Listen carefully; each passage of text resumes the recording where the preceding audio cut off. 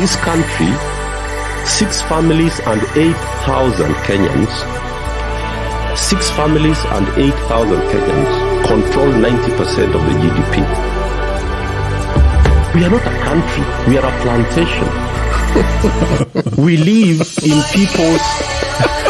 No, we are not a country, we are a plantation. Getting with Ruto is a very difficult task. It's a very difficult task. When you're talking to a stone, you cannot negotiate. The only way you can negotiate with a stone is to crack it. Hata juzi mlisikia tukawa na habari pengine kutakuwa na El Nino ambayo itaharibu kule, itaharibu mali nyingine. Lakini Mungu ni nani? Mmesikia wale watu wamesema tena ile El Nino haitakuweko, wamesema kutakuwa tu na mvua kubwa. If you know you're a corrupt African leader, you're a stupid and you're a useless person. You know how heartless you have to be to steal from dying people in hospitals, to steal from kids who are receiving the lowest quality of education, to steal from hard-working Africans, from hard-working tax-paying Africans who are working 10 to 12 hours a day. You are a stupid, you're a useless person.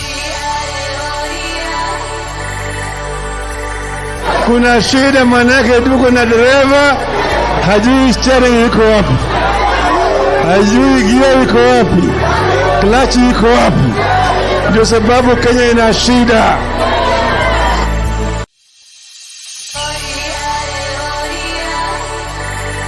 Tunaingia vijijini, mijini na hata jijini kukuletea taarifa mchana kutwa. Usiku tunakaa kitako, tunadadavua tukichanganua taarifa na makala muhimu yanayokuhusu wewe na familia yako. Nasikia watu wanasema baba ametusaliti. Between baba kutusaliti na sisi kusaliti baba, nani amesaliti mwingine? Inapeangwa, it mostly goes to foreign ministries. So Baba is overqualified for that position. To build this railways for Africa. So now he's thinking about tumemkataa kama baba wetu. Unaweza kuwa kuna mtoto ulizaa, ukapatia nchi, ikuwe inamfanya vile inataka. Uhuru has been working very hard. Ruto akaenda huko na nguvu. Ruto was never invited in the inauguration. Ungana na Bernard Ngozi kwenye Open Forum Political Show kuanzia saa 4 usiku hadi dakika zake kila siku ya wiki kwenye Sound Card Talk. Open Forum Political Discussion Show. The show that gives you an opportunity to air what you feel and think about the latest development. Tukutane Sound Card Talk.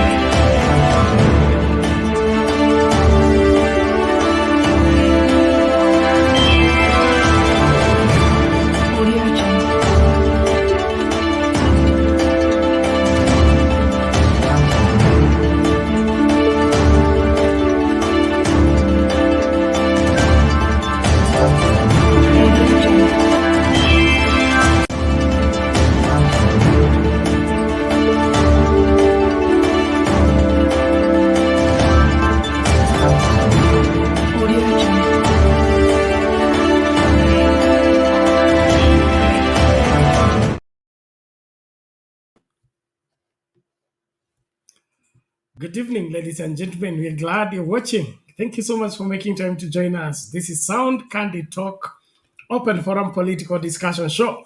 One show that gives you an opportunity to air what you feel and think about the latest development on our political front. A lot is taking place in this country, and the more things change, the more things remain the same. Well, it is Kenyans at it again. The issuance of national ID, that essential item that you need to transact anything legal in terms of your advancement of education, get employment opportunity, get training at the university level and onwards, is become a nightmare again. And it appears that we are quickly running into becoming a banana republic, where essential services by the government are no longer a guarantee. Now, this is a very sad reality indeed. And it goes without saying that it appears we have one administration in place that is so keen in ensuring that nothing works. Now, if this is the case, and we are so much having, a world where everything is at high stake, then I tell you, we are doing poorly, that we may be overtaken by everyone else around us. A very sad reality indeed. So issuance of IDs has become a nightmare. We'll be looking at that as our main story. Then, of course, LSK, the Law Society of Kenya, will not have what the shred exercise that went down in Parliament about Linturi and the of course, what is it called? The fake fertilizer scandal. Now, after all the spirited effort to see to it that Linturi gets saved by reason of him presiding over that particular scandal, the Law Society of Kenya have sued him and, of course, want him to bear the consequences of what transpired under his watch. And so he's not off the hook yet, as the Law Society of Kenya now demands that Linturi should answer for his whatever failures at his ministry in making the success of that particular scandal. And so we'll also be looking at that. They justified, and then, of course, were there enough grounds to send away Linturi? And the parliament and the committee charged with the responsibility to look into the matter look to the other side and let Linturi go and, laugh at our law, laugh at our country, laugh at the reason why we have institutions. Very sad indeed, again. Well, we'll be looking at that. And then, of course, Uhuru Kenyatta leading the delegation in South Africa as an AU observer of the elections, and exude confidence with the Electoral Commission of South Africa. Now, what is different about the South Africa elections and our own elections? Why is Uhuru Kenyatta confident that the Electoral Commission in South Africa is doing a superb job? And he's a disappointed person when it comes to the IEBC here. We will also vent into that. And then, of course, I'm sure we'll have a great time together. So thank you for joining. And please make sure you invite somebody as we start the conversation. We are live on Sound Candid Talk YouTube channel, Sound Candid Talk Live YouTube channel, Sound Candid Talk Facebook page, Sound Candid Talk TikTok handle, as well as X. So whatever platform you're following this program on, please be our ambassador right where you are. Share that live with everybody so that as many people can join, will join and be able to follow through the discussion. This is one place where all Kenyans gather and look into the day's events, as well as how Kenyans need to take a position on matters governance, and of course hold the people in leadership responsible. So karibu sana, nashukuru kila mmoja. Tafadhali makinika kukaribisha mtu, usikae mbali na usicheze mbali. Hapa ndipo story nzima inapatikana. Sound Candid Talk ndio inaongoza 24 people. Tafadhali share link. Make sure as many people can join are joining. Facebook 3 people, Sound Candid Talk Live 19 people. Upper X naona 5 people. Please, let's get in so that we don't miss out on this great conversation, which I believe is important and necessary. Karibu Rose, which way we have to which ones? I think we are live, Rose. We are live here, and the other one is an extension of the broadcast, so nothing is missed. Whichever platform you enjoy, follow it. Thank you very much. Charles Green, karibu kwa show. Esther Stoll, welcome to the show. Thank you so much. And please, you're being reminded there by Esther, please like the video. Yes, show your reaction on the video is important. And then, of course, if you're not yet a subscriber, make sure you subscribe. And if you are getting us on TikTok, you have not followed us, please follow. Let's help grow the channel. Let's help get more people get information through getting the broadcast right here. And of course, here we are for sound, candid conversation where we seek to be as authentic as possible. And then, of course, no exaggerations, no propaganda. We just want Kenyans to know what is going on and the position they must take to save their country. Tunim Hamud, asante sana, karibu kwa show. Kuna Felistas Felistas Makungu. Hey, karibu sana, asante sana, thank you. Freedom, karibu sana. Anasema ongeza volume. Ai, imeingia ama ijaingia? Asante. MNA, karibu kwa show, asante sana. Kuna Kanyish Mbeche, karibu kwa show. Asante sana kwa kuwahi mapema. Naomba tafadhali tumakinike tunapoanza kipindi kwa fujo tu. Usikae mbali, hakikisha unasongea karibu na unafuata kwa kina kwa sababu ni muhimu. Na tunakuomba tafadhali share that information, share the information of the show. 100 plus people, please, in no time. We need as many people to join. And then, of course, I've not shared the link for those joining into the conversation. Here we go now. You click on the link, allow StreamYard to configure for you the camera as well as the audio, and you will find yourself in this space for us to get talking. Unfortunately, the X and TikTokers, you will have no access to that link, but you can join the conversation from where you are. And if you have a question or a complaint or something you want the government to hear or the rest of Kenyans, put it in the comment section. We'll be able to read it out to everyone on all our platforms. As I have already said, we are now on about 5 platforms at a go. We are on X, we are on Facebook, we are on YouTube as well as TikTok. So tafadhali na kuomba maeneo ambayo wewe una furahia kufuata kipindi hiki, hakikisha kwamba unashika doria na unakaribisha wengi tu wakajoin na wakaparticipate. So hili swala ambalo limekuwa nyeti ni swala la kutafuta ID. Kumbuka haya mambo yalianza na maneno na passport, na saa hii passport imekuwa kitu cha kubahatisha na tulikuwa tumesahau haya mambo. Wengi ambao mlikuwa hapa time ya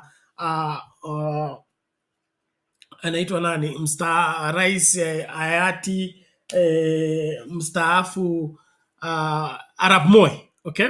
Ilikuwa kupata police abstract. Umepoteza ID, ukienda kwa police kuripoti umepoteza ID, kupata hiyo abstract ya kuandika kwamba ID yako ilipotea, you went to the police station and you are given a one copy of that abstract where you needed to go around and look for where there is photocopy machine so that they photocopy for you like 5 pieces or 10 pieces to donate the extra copies to the police station, and then they pick one to write for you the details of the lostness of your ID. Meaning government services were a nightmare. Don't talk about birth certificate. I didn't participate in issues with death certificate, but government services was a nightmare under Moi regime.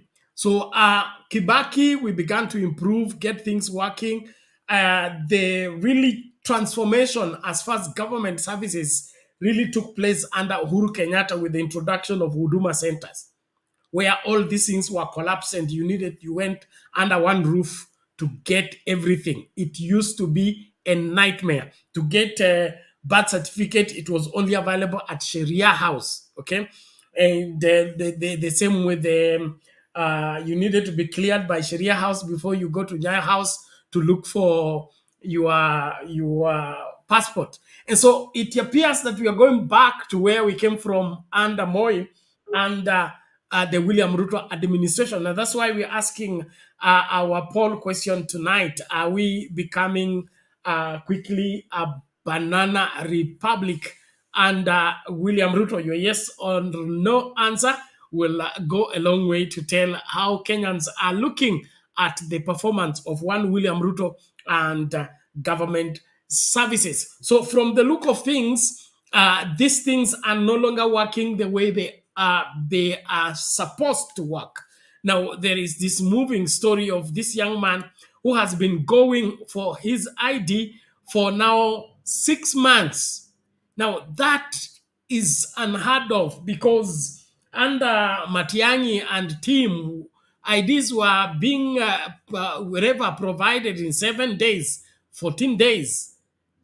I mean, 6 months. And we are still a government. Something is not adding up here. And so I really would want to invite us to look at this critically and, of course, find a lasting solution to what is bedeviling this country. I don't think we have fallen to this extent that an ID, an ordinary ID, now takes 6 months to be gotten. I mean, why? Why should that be the case? And what went wrong? Government printing cannot be fixed within the shortest time possible so that people get essential services in good time. What is going on with the Ruto administration? Is it that the people charged with the responsibility are not doing their work, or there is just what is it called? A calculated way to frustrate Kenyans and cause them not to enjoy what they are supposed to get from their government? So I need your opinion on this. Alex, your gadget has failed again. Please re-enter. Okay, leave and then enter again. And please, you know how to deal with it. Okay, I think it's responding now. Every time you come, you clean your history so that the trackers will not track you and mess you up. But I'm happy we are all here. So, ladies and gentlemen, let's join. Don't stay far. What X retweet that particular link so that more people can join. Retweet, share it around. Don't just watch. Be a participant, not a spectator in this particular show. This is a show for us all, and we want the very best that can be gotten from Kenyans giving their views about what is cooking in their country. So let's start with that story of the frustration by this government, essential government services. Thereafter, we can now open the floor for everybody to give their views on the matter. Thousands of Kenyans applying for national identification cards have for the last 6 months been waiting for the all-important document without success. A spot check by Citizen TV across the country has revealed that thousands have been camping at Huduma centers, where the response from officials was that there was a system failure. Immigration and Citizen Services Principal Secretary Ambassador Julius Bitok has attributed the challenge to a breakdown of the production machine and a court order issued last December which suspended the issuance of new digital identification cards. Bramwell Kagoni reads a newspaper outside a Huduma center in Nakuru's Central Business District. This has become a regular occurrence for the last 6 months. The long wait for his national identification card has delayed his enrollment for a course and obtaining a driving license. It has also cost him opportunities to earn some more cash from online sites, which require ID for registration. The response from Huduma Center officials has provided virtually no hope. Kila time nikikuja naambia tu ni final analysis, na every time na spend cash na lose, but every time nakaisha hadi saizi nimegojea hapa, but bado naambia tuko final analysis, hadi saizi apply anything, inabidi tu nigoje. Kagoni, who plans to join a public university in the next 2 months, is hopeful that the authorities will intervene and save the situation before it is too late. Saizi hadi ninafanya course ya IT kiasi, but ukitaka kuapply portal ya ajira wanakuuliza ID number. So ukiapply ajira hiyo ajira portal na kama ID number bado tunakataa, na imechukua muda mrefu. Ninaomba kama kuna vile ambao tunaweza kusaidika akaweze kupata hiyo ID so that aweze kuanza hiyo process ya kujaza hizo forms ambazo zinahitajika ili kuweza kuingia katika campus. Dominic Kipkurui, who had applied for the national identification card with the intention of looking for employment, is slowly losing hope. Naambiwa niende tena up to 3 weeks or 1 month again. Wanasema kuna delay na sijui shida ni nini na sijui nitatumia nini sasa kutafuta kazi, kwenda kuassess anything, juu sina ID. 200 kilometers away in Kisii County, residents camp outside Huduma Center in search of the all-important documents. Their lives literally on hold. It has been a while. Nilikuja kuanzia January, niliapply date 3rd January hadi wakati huu haijakuja. So tunakuja kila wakati tunaambiwa tungoje baadaye, na hiyo ID ni kitu ya maana sana. Tumekuwa tukikuja hata kutafuta kazi huwezi tafuta. A similar tale in Bungoma and Garissa counties, where even those seeking to replace their lost identification cards have to wait. Nimekuja hapa kucollect ID ya mke wangu, alishikilia mwezi wa 3 mpaka sasa hiyo anasema haijafika. Hasa imekuwa delay ya machine, tujajua imekuaje. Watoto wanataka kwenda college na hawana kitambulisho. Ukienda chief anasema enda mtu fulani. Tukienda huyo mtu anatuma mwingine. Tumekuja asubuhi saa 2 hivi. Hakuna mtu amewesekana mpaka sasa hivi. Tuko na shida ya kitambulisho. Watoto wanateseka. Immigration and Citizen Services Principal Secretary Julius Bitok has confirmed the delay, attributing it to a breakdown of the production machine last month and which has since been repaired. He says production is ongoing. The PS also blamed the long wait on a court order issued late last year, which suspended issuance of the new digital identification cards, but which has since then been removed.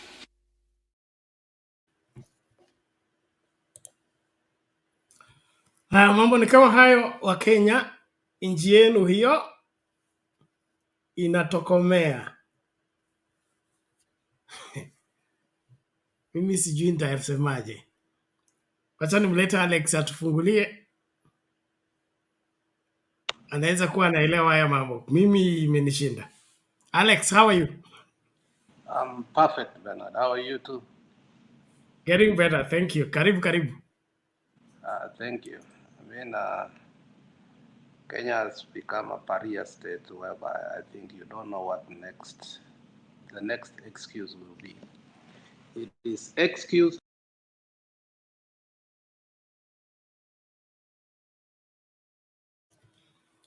Sorry, Alex, you did not address the... Sorry about that. Umetupa nje and saying your device is not correctly connected. If you can get me, please just correct it and then you can come back. What's tumulete Innocent. Innocent, how are you today?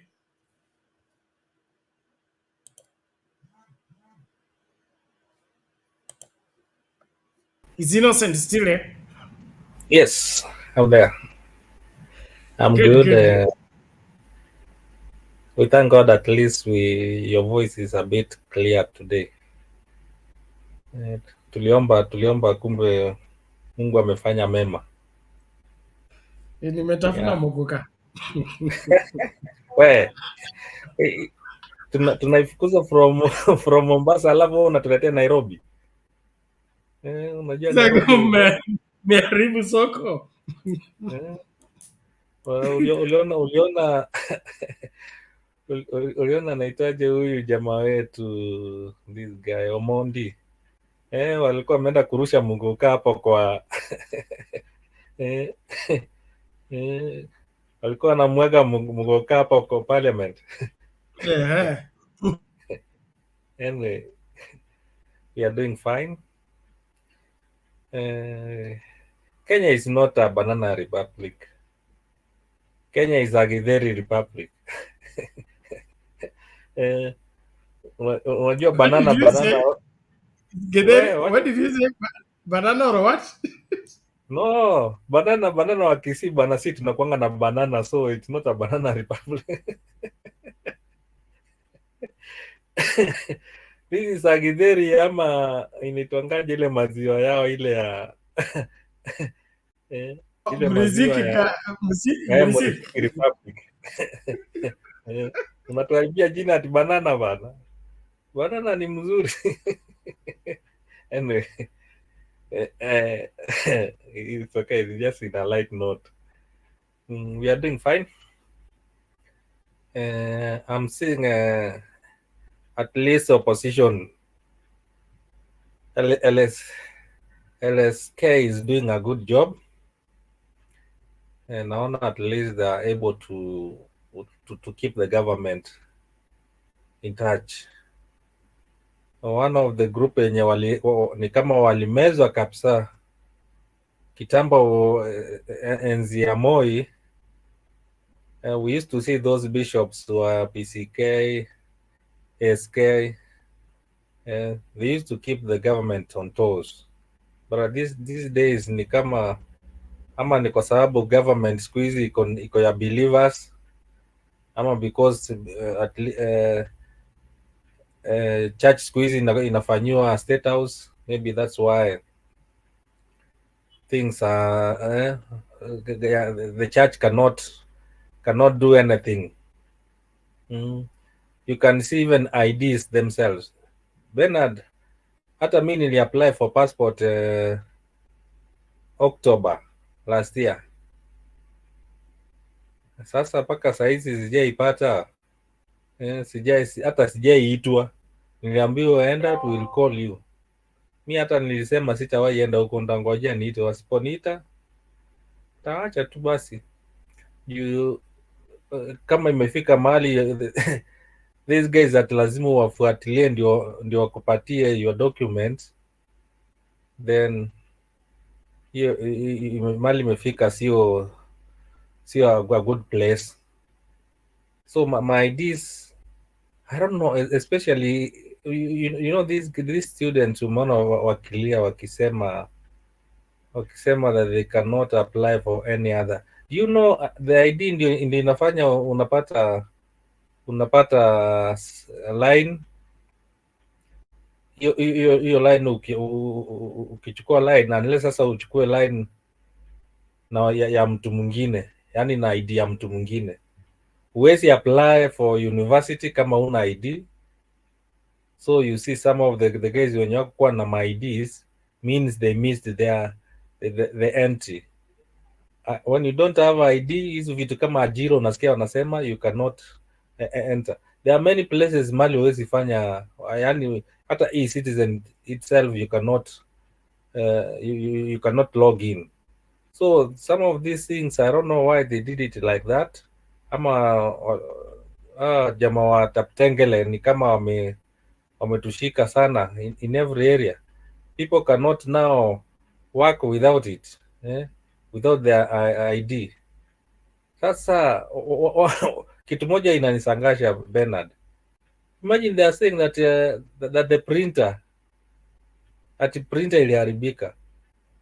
Yani Kenya kubwa hivi hata hawezi kucancel one trip.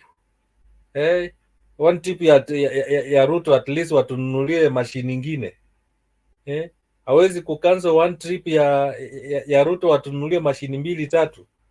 And these the guys when walikuwa wanatuambia they want to bring the services to they want to devolve the services.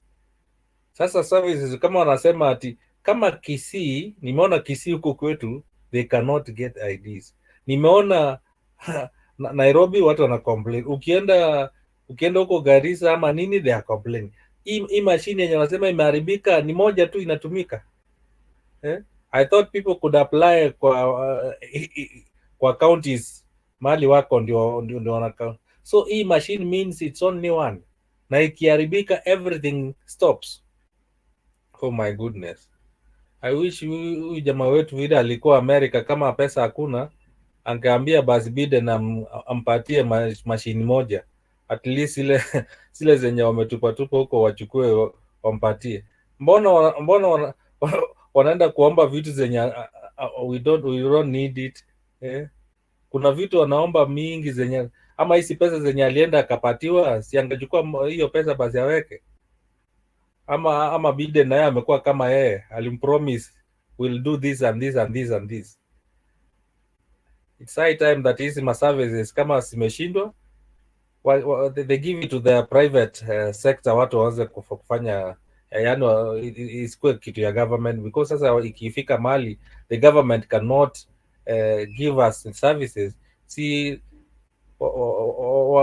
they can hire the private individuals who are able to do this. You know, like e-citizen ilifunguliwanga na an individual and you wakanunua kutoka kwake. So na wakati ilienda kabisa, now they are not managing it. Enzi ya Uhuru, those guys walikuwa na service hiyo portal, but wakati Ruto aliingia alimwambia it's entirely now under the government. Hata watu wenye wanakuwa wanaifanyia service ni watu wa government and they are not able to keep it. So I wonder hizi services kama zitawahi fanyika, kama sisi tunalia hapa passport, wengine wanalia IDs hazipatikani. Ukiona watu wengine ukienda like now the banks, huwezi fungua account kwa bank kama una ID. Ukienda watu wa malands pia wana mataito asitoki. Yani these documents, not only one, all the documents. Unajua one of the thing yenye niona at least ilifanywa vizuri ni insurance. Siku hizi insurance you don't have to go to the offices uchukue insurance yako huko. You can apply even from where you are, utumane wakutumie, like some of these insurances wanaweza kukutumia either kwa your email, ama kama unataka ile yao copy ile yao, wanakuambia some of the insurances wanakuambia uende kwa the nearest Shell petrol station, watatuma ikuje huko, you pick it from there. You see how the insurances wamerahisisha mambo. Why is the government na ndio ina pesa yani ina pesa. Si hizi pesa wangewacha hata kutengeneza nyumba moja. They have been building many houses in different counties. Wachukue tu section moja ya nyumba moja, wanunue machine please, kama machine imewashinda. Thank you Bernard.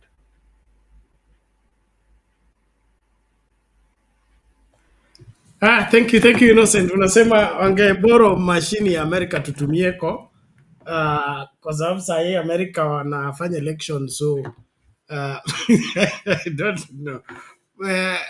Kama tuko na marafiki wanaweza kutupatia private jet, wakisikia tuko karibu kuchukua matatu, itakuwa tu ka printer ka ID. Hakuna rafiki anaweza kupeana. What kind of friends do we have? I mean, are they only interested when we want to travel to America and not when we want to register our people? There is absolutely wherever clear indications that the William Ruto administration is presiding over a failed state. I mean, what else is still working in the country? If title deeds problem, passports problem, IDs problem, healthcare problem. Now I understand that, in fact, Innocent, you need to confirm this. I understand that now the university will need to do a recalling for the intake of university students, since there was a poor response on the previous, and it's been claimed that the fees that were put in those letters were too much, discouraged the students from responding. So education not working, healthcare not working, registration of persons not working. We are not even sure of how many of us have died, because if the registration of persons is not working, is the registration of the dead working? And so if this is going on, and at this time and age, we are in the artificial intelligence age, where data is important and data is easily accessible with a button. Why should we be, operating as if we're in the Stone Age, where we have to wait, even if there's only one printer and the systems are intertwined with the with the current technological advancement? I don't see where there will be a problem. Physical transportation of IDs, that could pose a challenge in case there is, of course, mixing the way we mix during the elections. The ballot papers for Kakamega go to Coast, and those for Coast go to Kakamega. Our usual Kenyan way of confusing things. But I don't see how the printing will be a problem if the portal is the same, the entries are done from different counties, but the printing is done in one place and the data is accessible maybe according to intervals. Let's do Northeastern. After Northeastern is a Coast, and like that. And so what is going on with Ruto and his administration? Is it that he deliberately instructs his people not to do what they should do? Or is it true that the machines collapse? And if the machines collapse, is it something that you should announce to the country, or fix the machine and get the job done? What is the interest of Kenyans in knowing that the machine has collapsed? And how can a machine collapse for 6 months? And we are still running a government. Haya, majibu ninyi mnayo. Nashukuru kila mmoja anayejiunga nasi. Asante sana. TikTok, nione hizo likes tafadhali. Share your live na kila mtu. Watu wengi wa join. Naona pia hapa kwa nini hapa, naona Facebook tumejaribu, tafadhali tuende hivyo hivyo. Keep sharing. Sound Candy Talk live. We are lacking behind. Push it. Share the link widely. Let many people join. Thank you so much for those of you who are participating in the conversation. And so I would want us to look keenly in this, and of course ensure that our conversation is focused in ensuring that Wakenya wanapata habari ipasavyo. Serikali ipi hii ambayo inafanya nini? Aioni haya ya kusimamia mikakati ama services ambazo hazifanyi. I don't see why they should be proud even to say that their printer is not working. There are some things that are shameful to say. Shameful to say, because you cannot be in an office where the printer is not working and it's now almost 6 months and you are still telling Kenyans that the machine collapsed. You've been earning salary for 6 months. That's why we need the spirit of Magufuli into this country if we will move forward, because this is unbearable. We cannot continue like this. We need to have a country that is working and a country that is delivering services to the people. Let's look at the story of Linturi. As I wait for Alex and the rest of the team that is coming to share join on the screen. Kinawangira, karibuni mwai mapema. Tutafungasha mapema pia, kwa hivyo usicheleweshe kipindi. The government's ambitious food security plan is staring at possible derailing following a petition seeking to suspend the national fertilizer subsidy program. The petition filed by the Law Society of Kenya is placing Agriculture Cabinet Secretary Mithika Linturi at the center of the controversy, with the accusation of neglecting his duty. The lawyers' umbrella body fingered the National Assembly Committee for sanitizing the impeachment process, which they said had a premeditated outcome. Laura Otieno has the details. Barely a month after surviving the impeachment hook following the fake fertilizer fiasco, Agriculture CS Mithika Linturi is back into the frying pan after the Law Society of Kenya took him to court on Tuesday. In a constitutional petition filed at the High Court, the lawyers' body wants the CS held liable for the scandal that has seen farmers count losses due to delayed planting, with others reporting imminent crop failure after applying the fertilizer acquired under the government subsidy program. The lawyers expressed their dissatisfaction of the Naomi Wako-led committee, which was conducting investigations on Linturi's impeachment motion, accusing the legislators of dismissing crucial documents, failing to summon key witnesses, including the CEO of KL Chemicals Limited, and the dissenting opinion of 4 members of the select committee, which they argue proved that the process was an academic process engineered to arrive at a premeditated outcome. LSK also accused the CS of failing to constitute the Fertilizer and Animal Foodstuffs Board, which would regulate the production, manufacture, packaging, importation and marketing fertilizer and animal foodstuffs in the country, and instead using the National Cereals and Produce Board to distribute the fertilizer, despite documented challenges that the board faced in implementing the program in 2020. The lawyers are seeking, among other things, the suspension of the National Fertilizer Subsidy Program, the formation of a framework to oversee the implementation of the program, as well as a declaration of the abdication of duty by the CS and PS of Agriculture. The court will give further directions on 4th of July. Laura Otieno, Citizen TV. Haya, mambo ni kama hayo. Nashukuru kila mmoja. Tafadhali tuendelee kukaribishana. Usikae tu hapo tafadhali, na kuomba ukue mbele katika kutekeleza wajibu wako. Hapa Kanish Mbecha anasema, Bernard, eti unasema ulikula mogoka? Hapana. Ulikuwa umelipia iletwe? I was only joking. I don't know how moguga tastes. I think I know how it looks because there are guys here who do the sales. Niliwaambia wanaenjoy kwamba wanakula mboga bila ugali.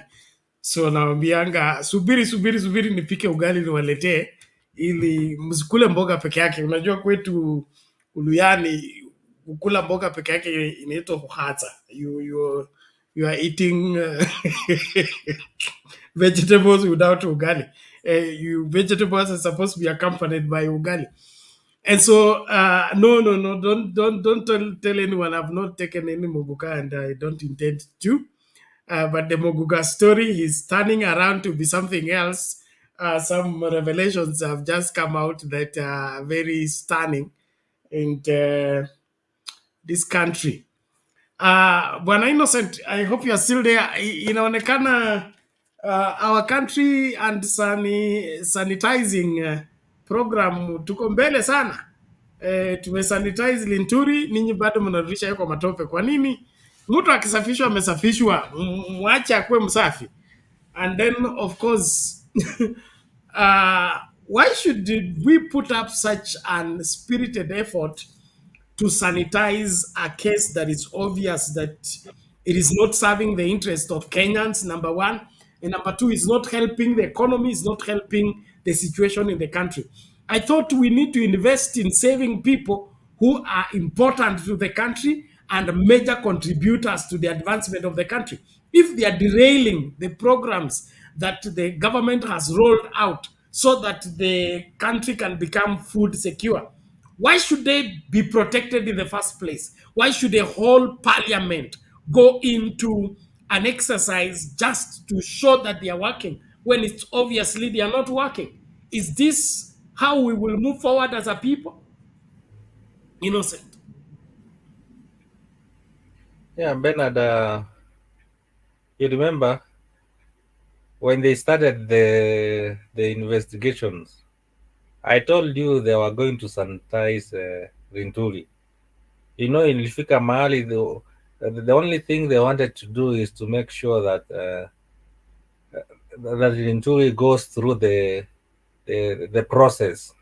Nionekane ati alipitia, wakaenda wakamuita, but it was going to go through. Before they did it, niliwaambia it's just a process, wanataka tu wapitie juu on standardize, and that is exactly what they did. So it was not an investigation, it was just a way of kumpitisha ndio aende, because angeanguka. I told you before your investigation yake ijaisha, nikakwambia if Linturi is impeached means he will not hold any office for 10 years. 10 years. So 10 years means wakati wa Ruto the 5 years and the next 5 years again. And you can imagine for 10 years ingeenda to 2030, it was supposed to be 2034, means in 15 years.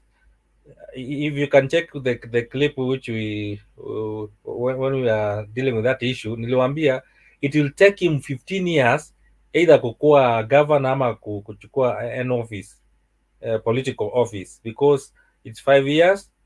5 years ingefika 2029, and then now you add another 5 years, unaona ingefika ngapi? Karibu 2023 ama 33 ama 34. So there is no way wangeacha apite, na after that muliona ilienda to the way it went, na ikapita through. So it was not going to happen. Number two, these guys, I don't know Bernard, kama umesikia kitu yote, mimi sijasikia. Maybe you might have a clue. For me sijui. Is there anybody who has been paid, who has been refunded pesa ya fertilizer? They say they are going to refund. Mi sijasikia mwenye mfanya, because I have people who wenye walinunua who had the fake fertilizers, and hakuna hata mmoja mwenye amepata. Maybe kwenu huko wamepata, juu unajua sisi kwetu we are not shareholders, so we cannot get the refund very fast. Maybe kuna huko kwenu, niliona alikuwa huko Bungoma, na Bungoma ni karibu na kwenu huko Kakamega, so maybe you got the refund. So I don't know kama kuna mtu amepata refund ya fertilizer, because they say they are going to refund. Labda Lusaka na Wetangula wanaweza kujua, lakini kama wale watu walipomolewa nyumba wajalipwa na nyumba ilienda, uliona mama hapa anatoa nguo analia.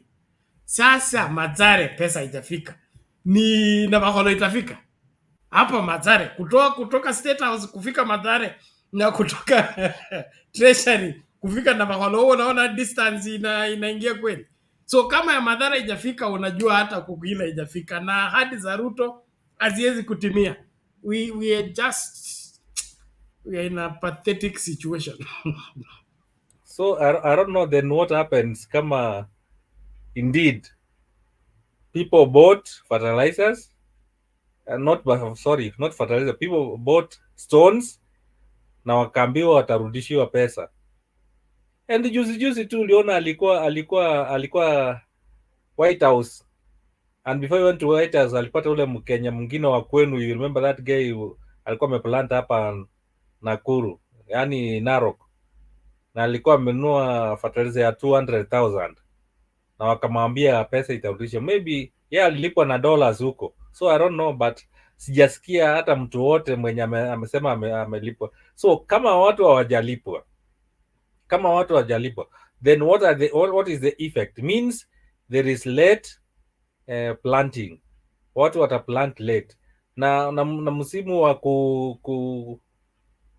kulima aiongojeange ati fertilizer ikuja ama. So it means number 3, it means watu waliplant bila fertilizers, and what is the effect of that? Mbegu yenye ama mazao yenye itatokezea haitakuwa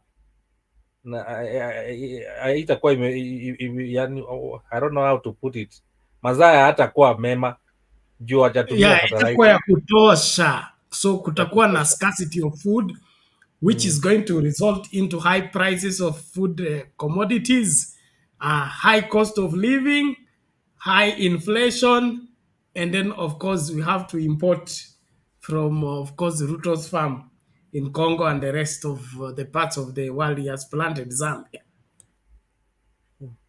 So exactly that is it. Those are the effects zenye imefanya, na ukiadi na floods, so it means season unajua the problem with this government is that mazao yakitoka tu kidogo they blow the trumpet, wanasema sijui nini, chakula imerudi chini, we told you this. Okay, they told us, tumeona imerudi chini kidogo, now we are waiting hii August tutaona mazao ikireduce, what will happen? I'm seeing the increase of unga. Sasa ikifika hiyo time kutakuwa na increase of unga na hiyo bei itaendelea kupanda juu. So the problem is that unajua hata Mungu anatuambianga don't rejoice, ama ng'ombe yako ukiona ng'ombe karibu kuzaa ama ishazaa unasema oh, sasa maziwa nitakunywa paka ng'ombe inaweza kufa kesho bana. So they have been rejoicing ati mtaona vile price itarudi chini, but August najua saizi washafurahi. Kuna watu wameanza kuangalia how they will import the maize ukuja Kenya, so we are waiting for it. That's I think a cash cow itaendelea. Lastly, Bernard, nataka kuongelea juu ya hii trip ya Ruto to Korea. I wish you could look for that clip yenye alikuwa ameongea. I believe you know it, vile alikuwa amesema ati sisi ati why should we send all the African presidents ama leaders ati waende huko ng'ambo, waende kukaa na that clip was played akikuwa sijui na Mo Foundation, if you remember the Mo Foundation, akasema they should not send the presidents waende huko ng'ambo. Hardly yani nilisikia citizen wakieleza na yeye ndiye ako huko number 1, yeye ndiye anakaribishwa huko, ako huko, na akasema ati ameongea na wakina Kagame ati hata yeye enda watakuwa na send the representatives, and imagine he was there. What a shame, what a shame. You refuse something na unaifanya. Mimi nilishindwa tu nikacheka tu ikaisha. Thank you, Bernard. Okay, thank you, Innocent. William Ruto is an expert in, I think, running his mouth faster than he assesses the situation. Majority of his statements, his tongue runs very fast, and he throws around words without proper understanding of what he is rising against. He was the youngest, I would say, newest person on the block, and you learn more by sitting and observing than running ahead and beginning to talk too fast. So he's elected for the first time, or he's in office for the first time. He goes to AU, where he has not been interacting. We don't have a history of William Ruto with Pan-Africanism. We don't have a history of William Ruto with even dealing with AU. Having been deputy president for 10 years, the only interaction with AU was the shadow diploma to try and defeat the case at ICC. So the know-how of how Africa relates to the rest of the world and what causes those kind of meetings to take place, it is something that by that time he needed to have known why those things happen. But he goes there to speak without looking at what is at stake, and now he has to be left with an egg on his face at this point in time by eating his humble pie and jumping from one conference to another. And he said they will go 7 people.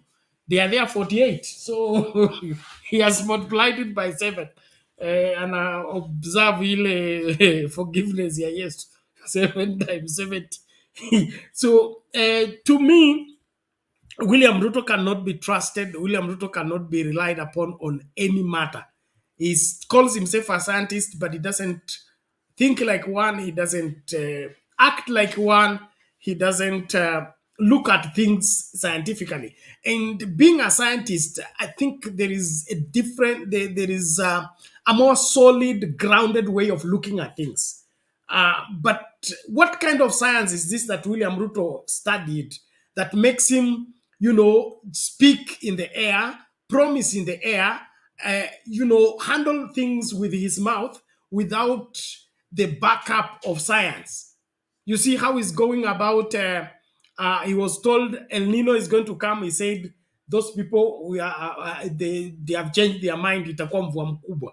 And then the Mogoga issue, we're saying this thing is like this. He wants to use outside science to handle the matter, and yet he claims to be a scientist.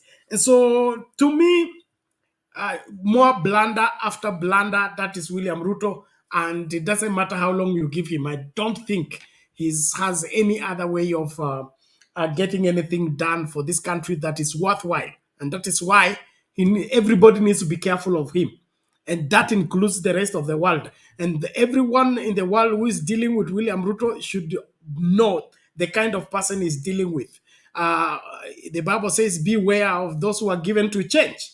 Somebody who says this then jumps to another thing. Such people are not reliable, and signing a deal with them is risky because you don't know whether they were in the right frame of mind or not.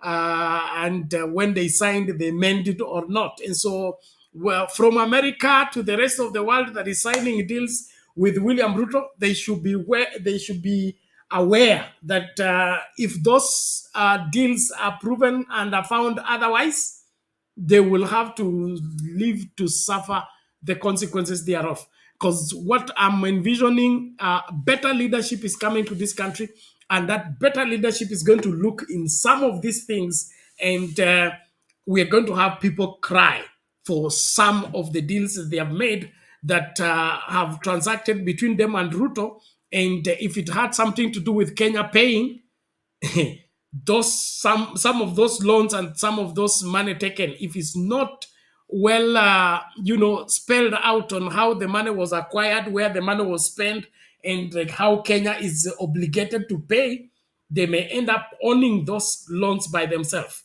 And so it's just a free, open Kenyan free advice. Sign your deals with Ruto at your own risk. He can change his mind. He has changed his mind. He has gone to Korea. He said he will not go. He has gone to America. He said he will not go. He was in Japan. He said he will not go. So, at your own risk. Wacha nimlete Reverend Lala. Okay, kabla ya hapo nakukumbushe tu, tunalipa bills tunalipa bills tafadhali. Nataka mchango wako tafadhali. Nataka kuona hizo responses. Any amount you can send to us to help us keep this program running, please send through the details on your screen right now. I really need action in this particular show. Tomorrow we'll be starting something different.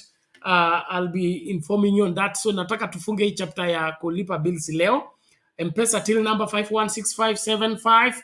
That is M-Pesa, buy goods and services, till number 516575.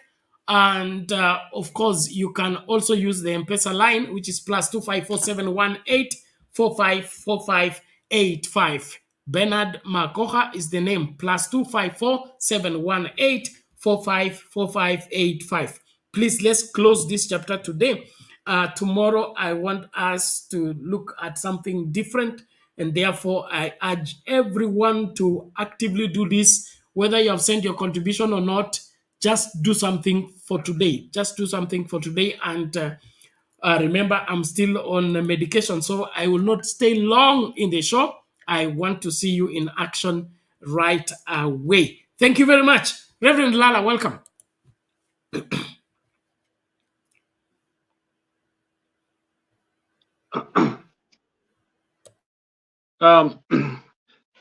Good afternoon, Bernard, or good evening, Bernard, wherever you are. Innocent, good to see you. And wenzangu ambao mko nyuma,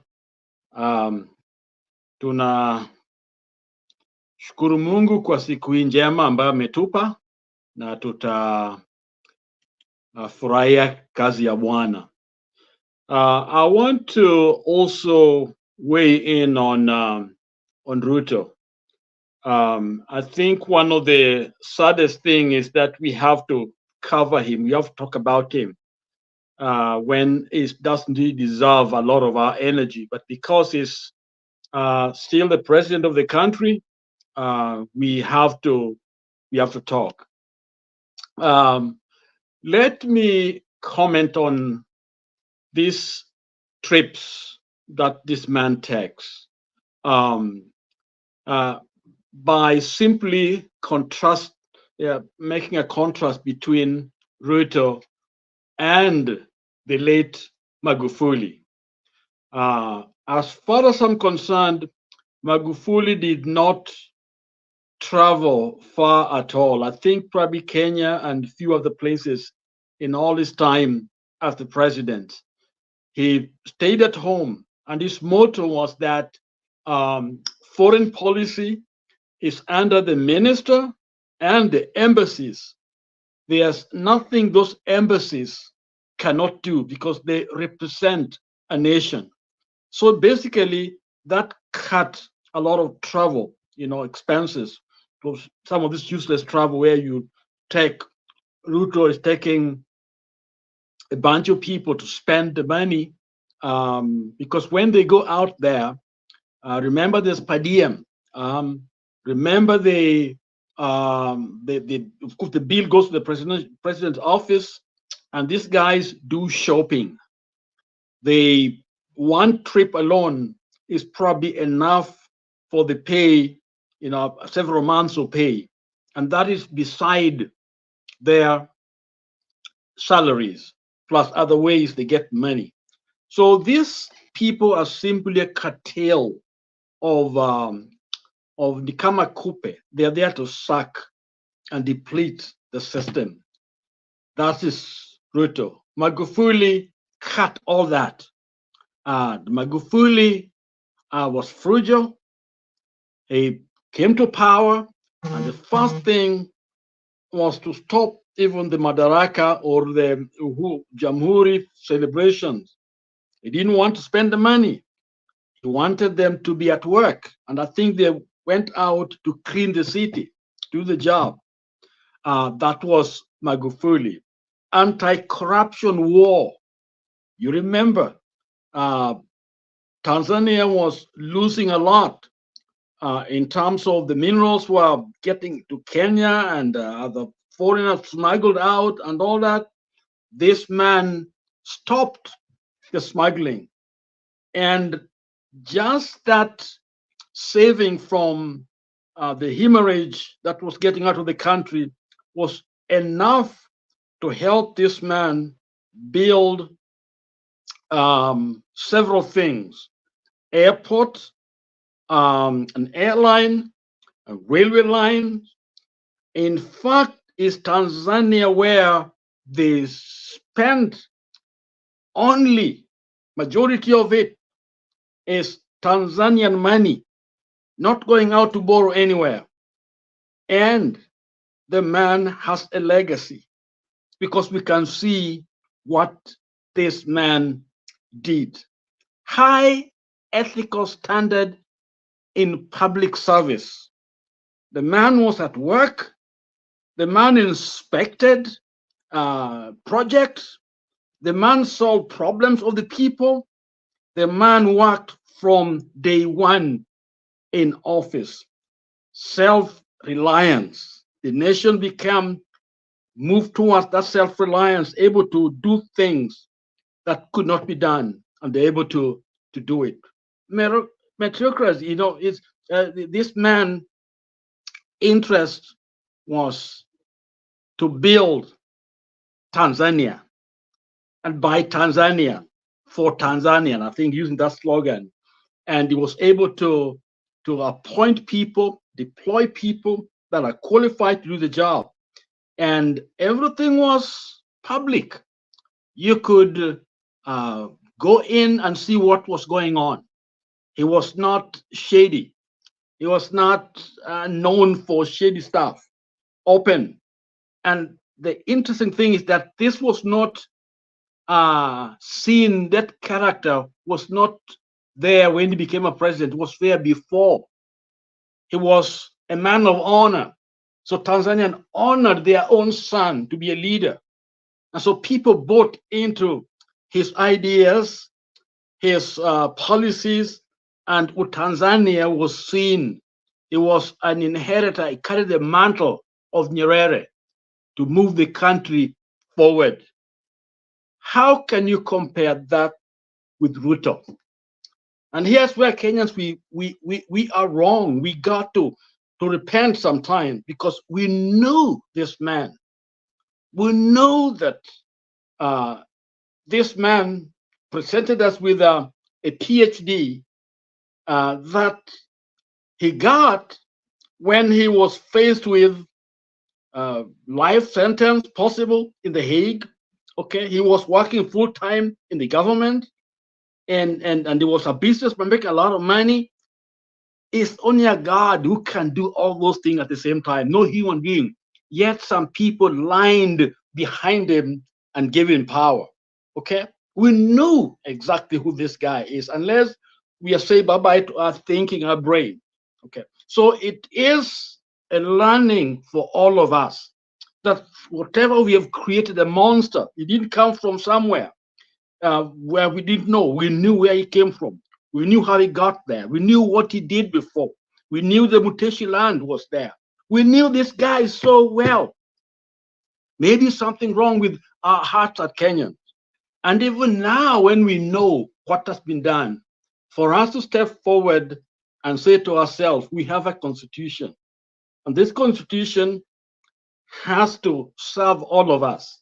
Okay? I watched in horror a woman crying over the demolished property. Okay, this is an older mama. I think it's over there, it's viral, going viral around the globe. Okay, this is an older mom who may have used everything. Her kids probably are dead. So all she had was that home.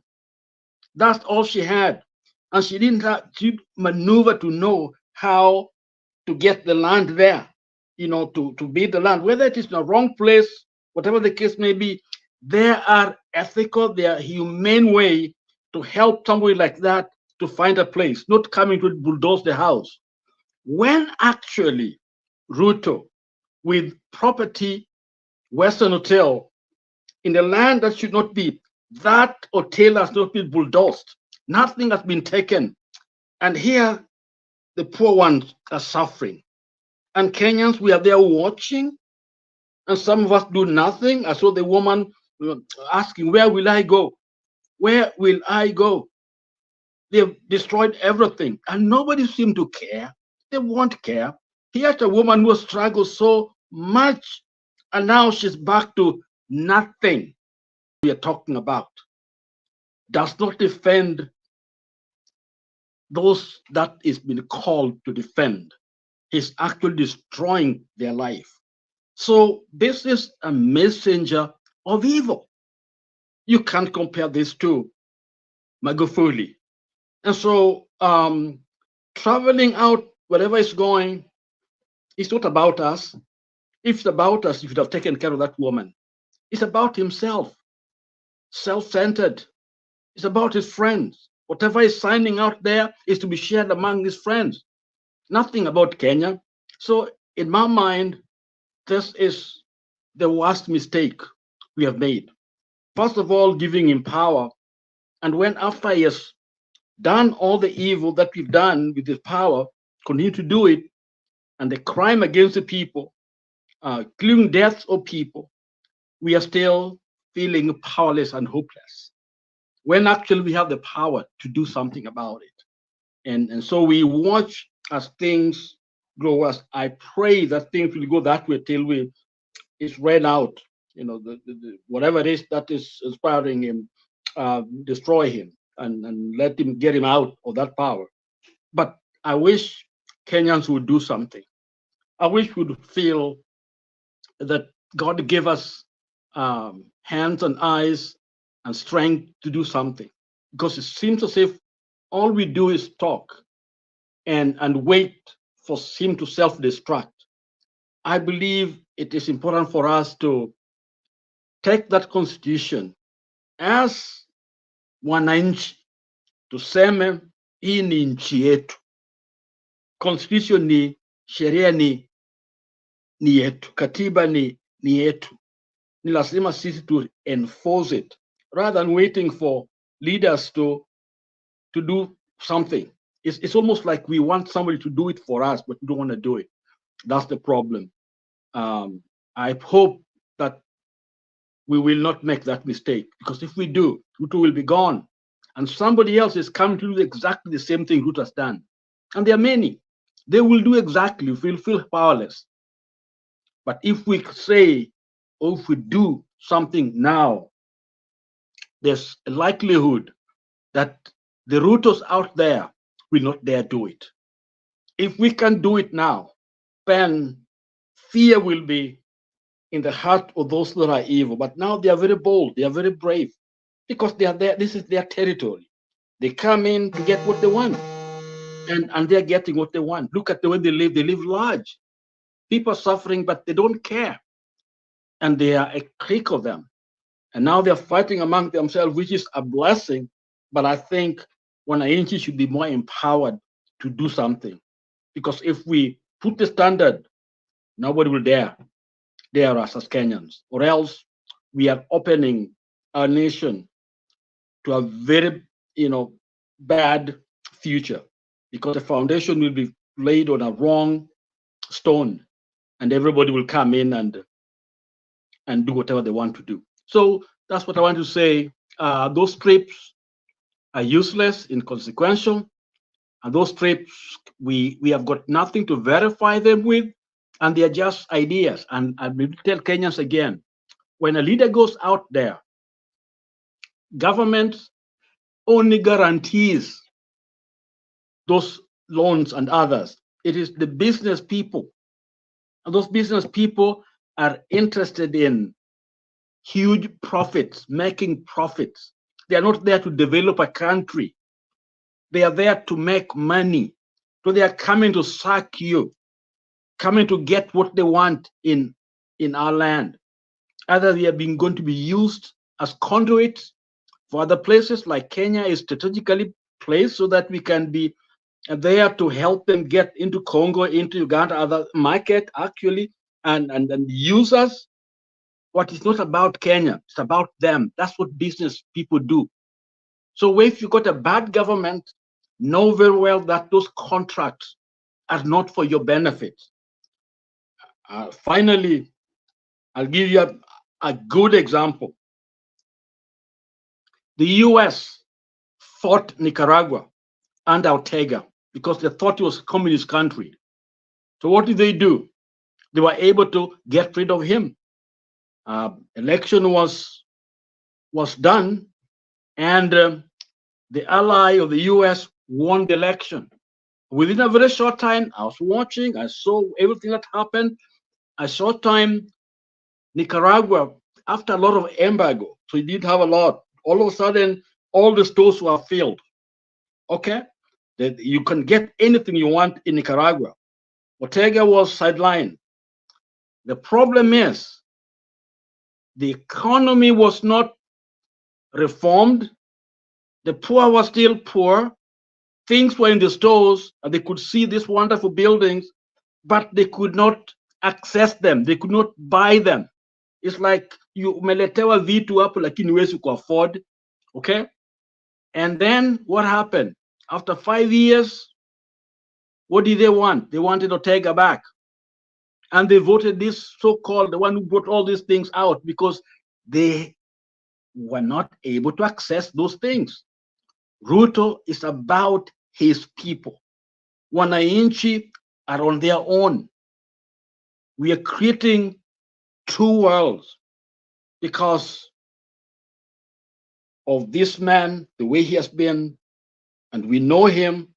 He's not interested in the people, doesn't care for those mamas who are struggling and their business are being knocked down. I don't know whether the money has been given those guys who are promised the little 10,000. I'm not even sure. And look at them, the way they live.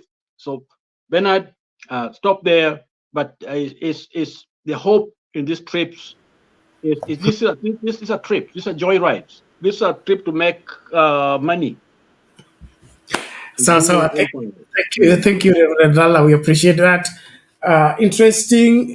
Kenyans, we are living in a very, very, very trying moment. I don't think we have ever been here as a country where the leadership was never counted upon. We've had the lowest level of administration, but I don't think in the years I've been in this country, we have ever been this low in terms of government confidence like we are today. Even with the bad leadership of Arap Moi, there was hope that there is somebody running this country. There was that confidence that there is somebody in charge of this country. From the look of things, this country is on autopilot, and it appears nobody's responsible for anything. And that's why Kenyans need to be more afraid with what is going on. What is cooking in this country is bad news. And so let's watch out and be able to, focus. There is also a response here by Robert. Okay, Robert says, Lala, the Tanzanian constitution allowed Magufuli to do what he did. Is that the way to go? I don't know whether that's supposed to be a question. It is derived from the last comment. Let me just get it. It talked about Magufuli was a dictator here who oppressed the opposition. He will be remembered for rigged elections. Now, that's Roba's take. And I was, just a moment, Reverend Lala. I was in Tanzania just before the re-election of, or those elections that led to the re-election of Magufuli. And what Roba is alluding to was a reality that it was Magufuli's vision to return Tanzania to one party system of administration. And he had vowed that in his tenure, the opposition will all cross over to the ruling party. And he really worked towards that and ensured after his re-election or after those elections, it appeared that, the opposition lost badly. And from the inside information, they did not lose genuinely. They were deliberately locked out of parliament. I think we had a parliament that was so imbalanced. I think we had less than 10 opposition members of parliament or something like that. So democratically, in terms of the democratic space in Tanzania, it did not thrive under Magufuli. Magufuli only has scores on issues to do with economic recovery and fight against corruption. That one, we must give it to Magufuli. But democratic space, democratic advancement happen zero. I agree with you. 0-0 completely, that he literally did away with opposition. In fact, using extra constitutional means. So, hapo hana point. Lakini kwa masuala ya uchumi na masuala ya kufight corruption, whatever Magufuli did was constitutional or not, the fruits are clear for everyone to see. Thank you. Reverend Lala, quickly, 1 minute as you respond. Magufuli loved this country and worked for Tanzania. These are tangible results. Tanzania, you see, economy was always considered one of the poorest till maybe 2011. The USD, income per capita was about 530. By the time Magufuli left in 2019, it was 1,080 income per capita, had moved way up. This is a man who worked for his nation. So if we are comparing economy, yes. But if you talk about um, uh, democratic space, yes, there were some challenges with the democratic space, but anytime there's a ruler, there's always something people are going to complain about. And one of them, of course, is some few challenges here and there when it comes to democracy. And the part of this were foreign sponsored. And because they didn't like him, because he proved to the world that Tanzania can raise their own resources, don't have to depend on somebody else. So there was actually a fight from outside, sponsored, to undermine Magufuli rule. That we have to also have to mention that.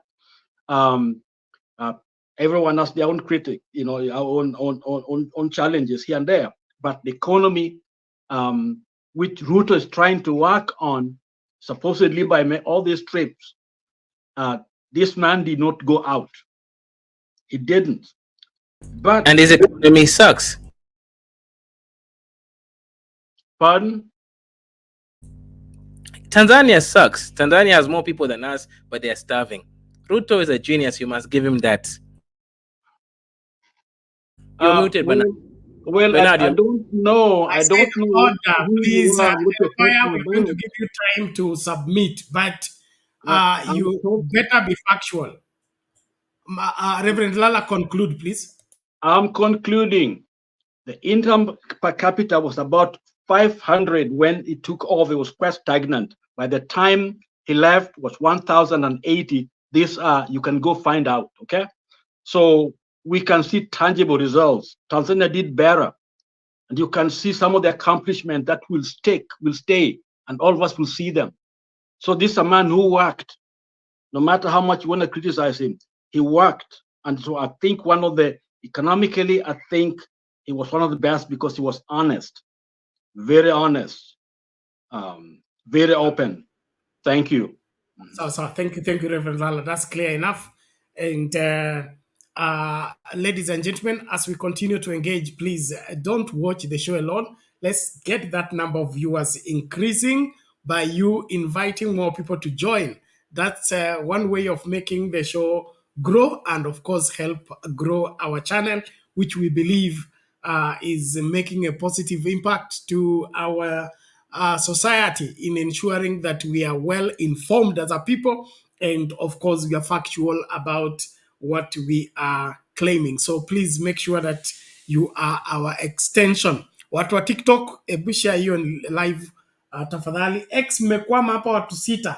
You are usually 38 and above. So kuna nini? Watu wa X, push it please. Let's get more people to join. The more the people, the better the information reaches a wide range of more people. And then, of course, kama uja subscribe kwa Sound Candid Talk, please subscribe. We need new subscribers, and that helps our ranking on YouTube. So please, tunataka kama wewe unatupata vizuri, unatuelewa na ungependa watu wengi watuelewe, kuwa extension ya hii kazi tunayofanya hapo mahali ulipo. So please make sure that you are doing just that. Esther Kabiru anauliza, are they really fighting or distracting us? The UDA house is a house built on sand, and its sinking doesn't even need a storm. Are they really fighting? That is yet to be confirmed. But from the look of things are not okay with the UDA political party. And I think the push and pull has everything to do with the water finding its level. I understand ANC is now serious to join UDA or wind up and become UDA. And that spells some uneasiness from the Gachagua fraternity. But their fight to me is inconsequential because they are both the same. I don't think whatever that is cooking has anything to do with the profiting or the betterment of the Kenyan people. Okay, before we switch gears to go to another item, Empire, you are talking about Tanzania starving. What are you talking about? Yeah, so the brother was talking, was giving too much. And let me speak like a Kenyan, because last time you guys think I'm from somewhere else. Tanzania is being given too much glory. The Tanzanian GDP per capita is $1,000 per person per year. The Kenyan GDP per capita is one of the highest in Africa, $2,000 per person per year. How can we compare Tanzania to Kenya? Even Kenya outbeats Ethiopia. We are half the population, but we have the same GDP total. We are clearly doing better than everybody else in Africa, right? The only few countries that are better than us is South Africa and Botswana and Namibia, real black African countries. We are doing good. We must stop this thing where, because we have some issues internally, we now start speaking bad about our country. Kenyans are one of the most intelligent people I've ever seen. Even you, Bernard, you are intelligent, brother. So why do we look down on our people? One Empire, nobody's looking down on anyone. We are talking about whatever the Bible says, to whom much is given, much is required. But Kenya was not given anything, Bernard, 1 second. My brother, please just jumping. Relax. Endelea. If the question, you will respond. Okay? To whom much is given, much is required. Okay? Kenya, where it is right now, it could be far better. That's what we are talking about. We have a better system, or in terms of even our education is way ahead. The way we had progressed under Kibaki, moving from I'm tracing it from Moi, we were down. Kibaki picked us up, brought us to some level, handed us to Uhuru. Uhuru tried, brought us to a place where we were now guaranteed, especially when it comes to government services. It comes to being assured of really, provision by government, things like education, like healthcare, things like getting government services, getting ID. We had forgotten praying about it. During Moi's time, we used to go to Karura Forest to pray to get an ID, to pray to get a birth certificate. We had fasted. Those things we were forgotten to fast. We are back there. We are now fasting for an ID, praying for death. Why is that the case? Should we be celebrating when we are going backward, Panemba? Okay, sasa nimekusikiza vizuri sasa, naelewa. Okay, nimeangalia kila kitu vizuri. Okay, bado mimi ni mtu pro Ruto overall, lakini nimeona kuna vitu zingine I make sense. For example, just juzi nimeona the Kenyan Film and Film Board is telling that YouTubers must pay now 15K every season. I'm a YouTuber. I make some money here, but I don't know how much I'm going to make every month. How am I being charged 15,000 shillings every season when I don't even know if I can make that 15,000? This does not make sense. Even I am beginning to think, what's going on here? You don't even inquire. There's a percentage. Normal taxation, you go into a percentage. But these guys are now telling us we must, because we're YouTubers, we must now sign up with the Film and Board registration, and they must look over our content to see if they agree with it. This is not film. This is podcasting. It's a new thing. Create a new thing, make it fair, percentage. But this crazy taxation, 15K.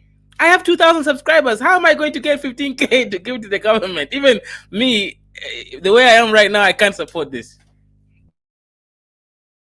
Exactly. Now you're beginning to see what we are saying. People making policies or decisions without considering the country, and that's what I have a problem with the Ruto administration. Like now, I understand there is now advanced plans to do what, build an airport at Kericho. Okay. Really? Now I want you to look at Ngoja. I want you to look at, we have an international airport at Kisumu. Okay. We have an international airport in Eldoret. All right. there is a new airstrip in Kakamega. They are putting up one in Bungoma. All these towns we are talking about are within the same region. Okay, I can fly to Kisumu and make it to Kericho in less than an hour. Okay, I can fly to Eldoret, make it to Kericho. I mean, and then we are in the time of choppers, which don't need an airstrip. They can land anywhere. So what warrants to have a village organization of airstrips that will warrant workers, will warrant all manner of things? How does that help to contribute to the advancement of the economy of that particular place to start with? Okay, yeah, that's actually a very good question. So as I said, I'm beginning to think through things. I've been working in Ethiopia for some years. I've lived there for like 3 years. When I go to Ethiopia, I don't like using the Moyale route through the driving because it's not so safe. You have OLF, all these terrorist groups. But if I take the plane, a plane will cost me $1,000 to and from. That's 130,000 Kenyan shillings to go there and back. When I go to the UK, where I did my PhD, it cost me less than 60K to and from. Why am I going to UK for 60K, but I'm going to Ethiopia for 130K? It doesn't make sense. It doesn't make sense. So like you're saying, what the administration should be doing is going to Ethiopia and the surrounding countries in East African area. Say, we have a bilateral trade deal whereby you only pay taxes one direction. So that means if you go to one of these countries, it's cheap, so that trade can continue to facilitate itself. As you said, they're building, I've not read this, but they're building airports near the same area instead of trying to do deals which will actually allow us to travel and do trade with other regions. As I said, this part here does not make sense to me. Like, there's some weird things that's happening to the country because I think some of the people here are the ones who are just elected to be part of the system, but it's not making sense to me. Exactly. Thank you very much. Well, ladies and gentlemen, as we continue to engage, please make sure you are participating. Any matter rising, thank you for those who are joining on TikTok. Kabla tumlete Innocent, nikependa tukupeana mfano hapa. And the true, something I love about this Burkina Faso president, it's, what he is doing is a true response to a practical problem with a practical solution that is going to be a permanent solution. I would pray for anything to have this in Kenya. Okay, that we have a leadership that thinks through, comes up with a solution, other than this make-believe PR program that we are being treated to by the Ruto administration. So I don't see any reason why we should have international airport in the same locality, 3 of them at the same time. And all of it is looking for how to remove money from treasury and have it spent. It's all about spending on nothing that is going to help this country. I want to, we'll take a few minutes to look into this video. It's a bit long. Okay, it's like 7 minutes, but I want to give it full view. You look at what the guy is doing, leading from the front, and the reason I'm sharing this, even the video is in English. The man is now speaking English. He's out to turn this country upside down in terms of making the country to work, be self-sufficient, and make progress. This is the leadership we are lacking in this country, and we should do anything to get this kind of leadership. Let's view this. After that, Innocent, you will come in and weigh on the same. Even as we continue to move, we have like another hour or so to conclude the show. So kama unakuja njoo mapema.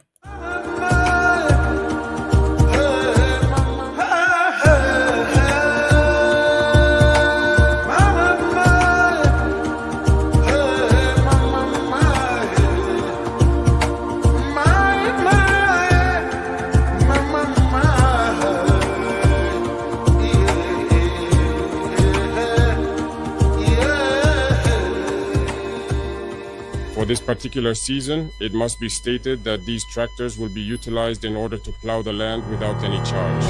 We initiated 2 significant operations in the previous year, namely the Agro-Pastoral Offensive and the Presidential Initiative for Achieving Food Self-Sufficiency. The ministry had already started a process of providing free plowing services for a total of 64,000 hectares in all regions.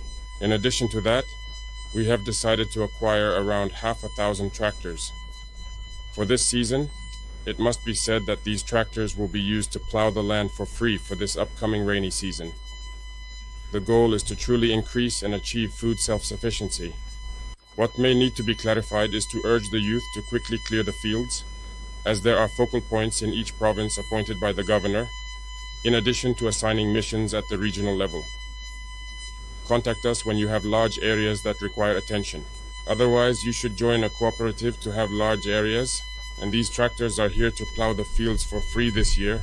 The support through improved seeds and subsidized fertilizer that is also available.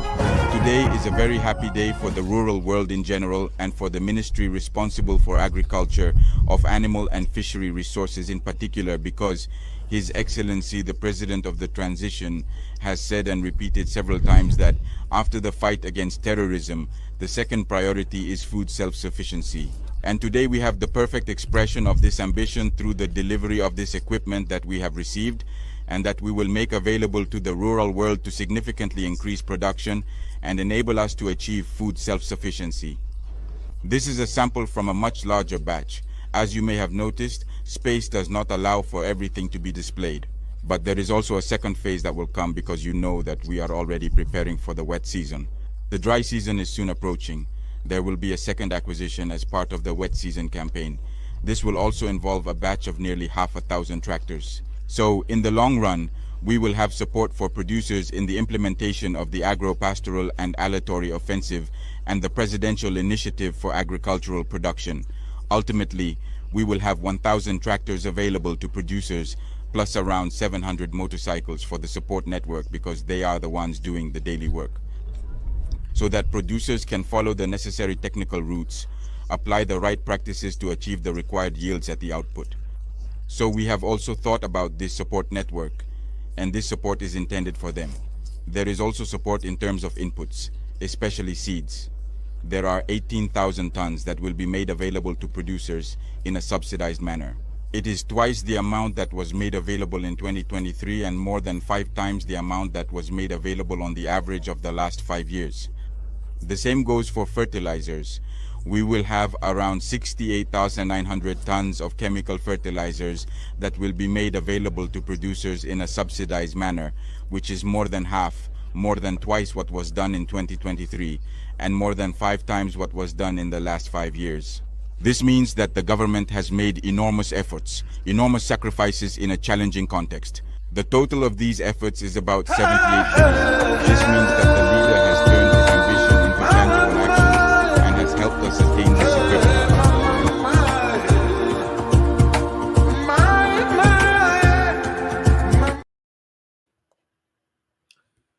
Well, I had to cut that because of the music, but you can see what we are talking about. Is this not somebody who is solving the problem? Are we having the same? Ours, we have fake fertilizer. It is being distributed at night. I mean, nobody knows how it's traveling from wherever to wherever it's going. When it reaches, you buy it from the government store, believing that it's genuine, only to find it is kokoto mixed with some, God have mercy. Innocent, please help me.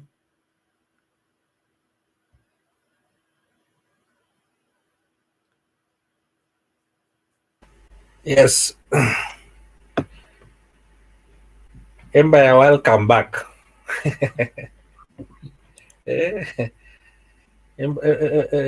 Empire, you wanted to kill Bernard, and then afterwards you've taken the reverse gear. I realized that some things were weird. You know, like I looked at things, I'm like, no. Okay. Thank you. By the way, in this channel, we like bringing facts. So And when you find that maybe you had gone wrong, it's not bad to put a reverse gear, you turn over and you go to the right way instead of getting lost forever. Me as a teacher, I always tell people it's better to be a fool for 5 minutes, and once you are enlightened, you become clever forever, than being clever for 5 minutes and then you become a fool forever. So it's for you to choose. Hata Mungu ametuambianga the choice is yours, and choices have consequences. So thank you. And now from the clip you've played, Bernard, that is the kind of leadership we want in Kenya. And we are not saying that Kenya is not doing right things. We are not saying that Kenyans are fools. But when you do a foolish thing, then you become a fool. Na wanasema birds of the same feather flock together. And wanasemanga ukiweka, yeah, if you put rotten potatoes, hata kama siko mbili na the whole gunia zingine ni mzuri, zile zenye ziko huko mbili zitaharibu hizi zingine zote. So we don't want the 2 or 3 rotten potatoes in Kenya ziharibu hizi zingine zenye ziko kwa gunia yote. And if we don't remove them from inside that gunia, then we are going to make the whole gunia rotten. So that's why, Empire, when we are here, we want to fish out those rotten potatoes from the gunia so that we leave the best ones that we are able to use. That is number one. Number two, I was just seeing another clip where bankers when they were submitting kwa finance bill, na wakasema from what they have seen, this bill is going to bring what we call mattress banking. Bernard, I believe you know what mattress banking is. Ile NC yetu ulikuwa unachukua pesa unaweka chini ya godoro. That is what we call mattress banking. And if people start mattress banking, then we are going to kill the banks. And that is where this draconian bill is taking us. So they were submitting themselves and wakasema ati if this bill comes forth, then we are going to bring the mattress banking. And if you bring the mattress banking, then it means that you're going to kill the banks, and the ukikisha kill banks means kuna jobs which have been rendered useless ama obsolete.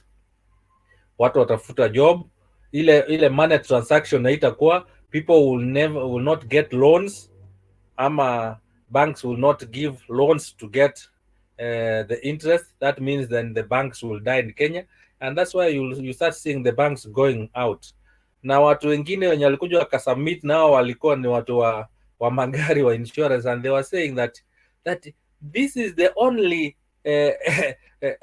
they were just comparing the last year's finance bill na hii, wakasema ati if you are taxing the vehicle, and they started giving the way this bill is taxing everything. Wakasema imagine the whole vehicle, you have the vehicle, ukibuy tile, the tile has been taxed. Ukibuy mafuta has been taxed. Ukibuy insurance, it has been taxed. Yani kila kitu, they were giving a scenario whereby that una gari, lakini the taxation yenye imechukuliwa kwa hiyo gari ni kama kila kitu which is there has been taxed. And they were giving that analogy, na wakasema sasa hata Mkenya amekuwa tax in everything. Ukikunywa chai vile Bernard unakunywa hivyo chai hivyo, hapo ndani ya chai sukari imekuwa tax, majani imekuwa tax, maji imekuwa tax, yani everything.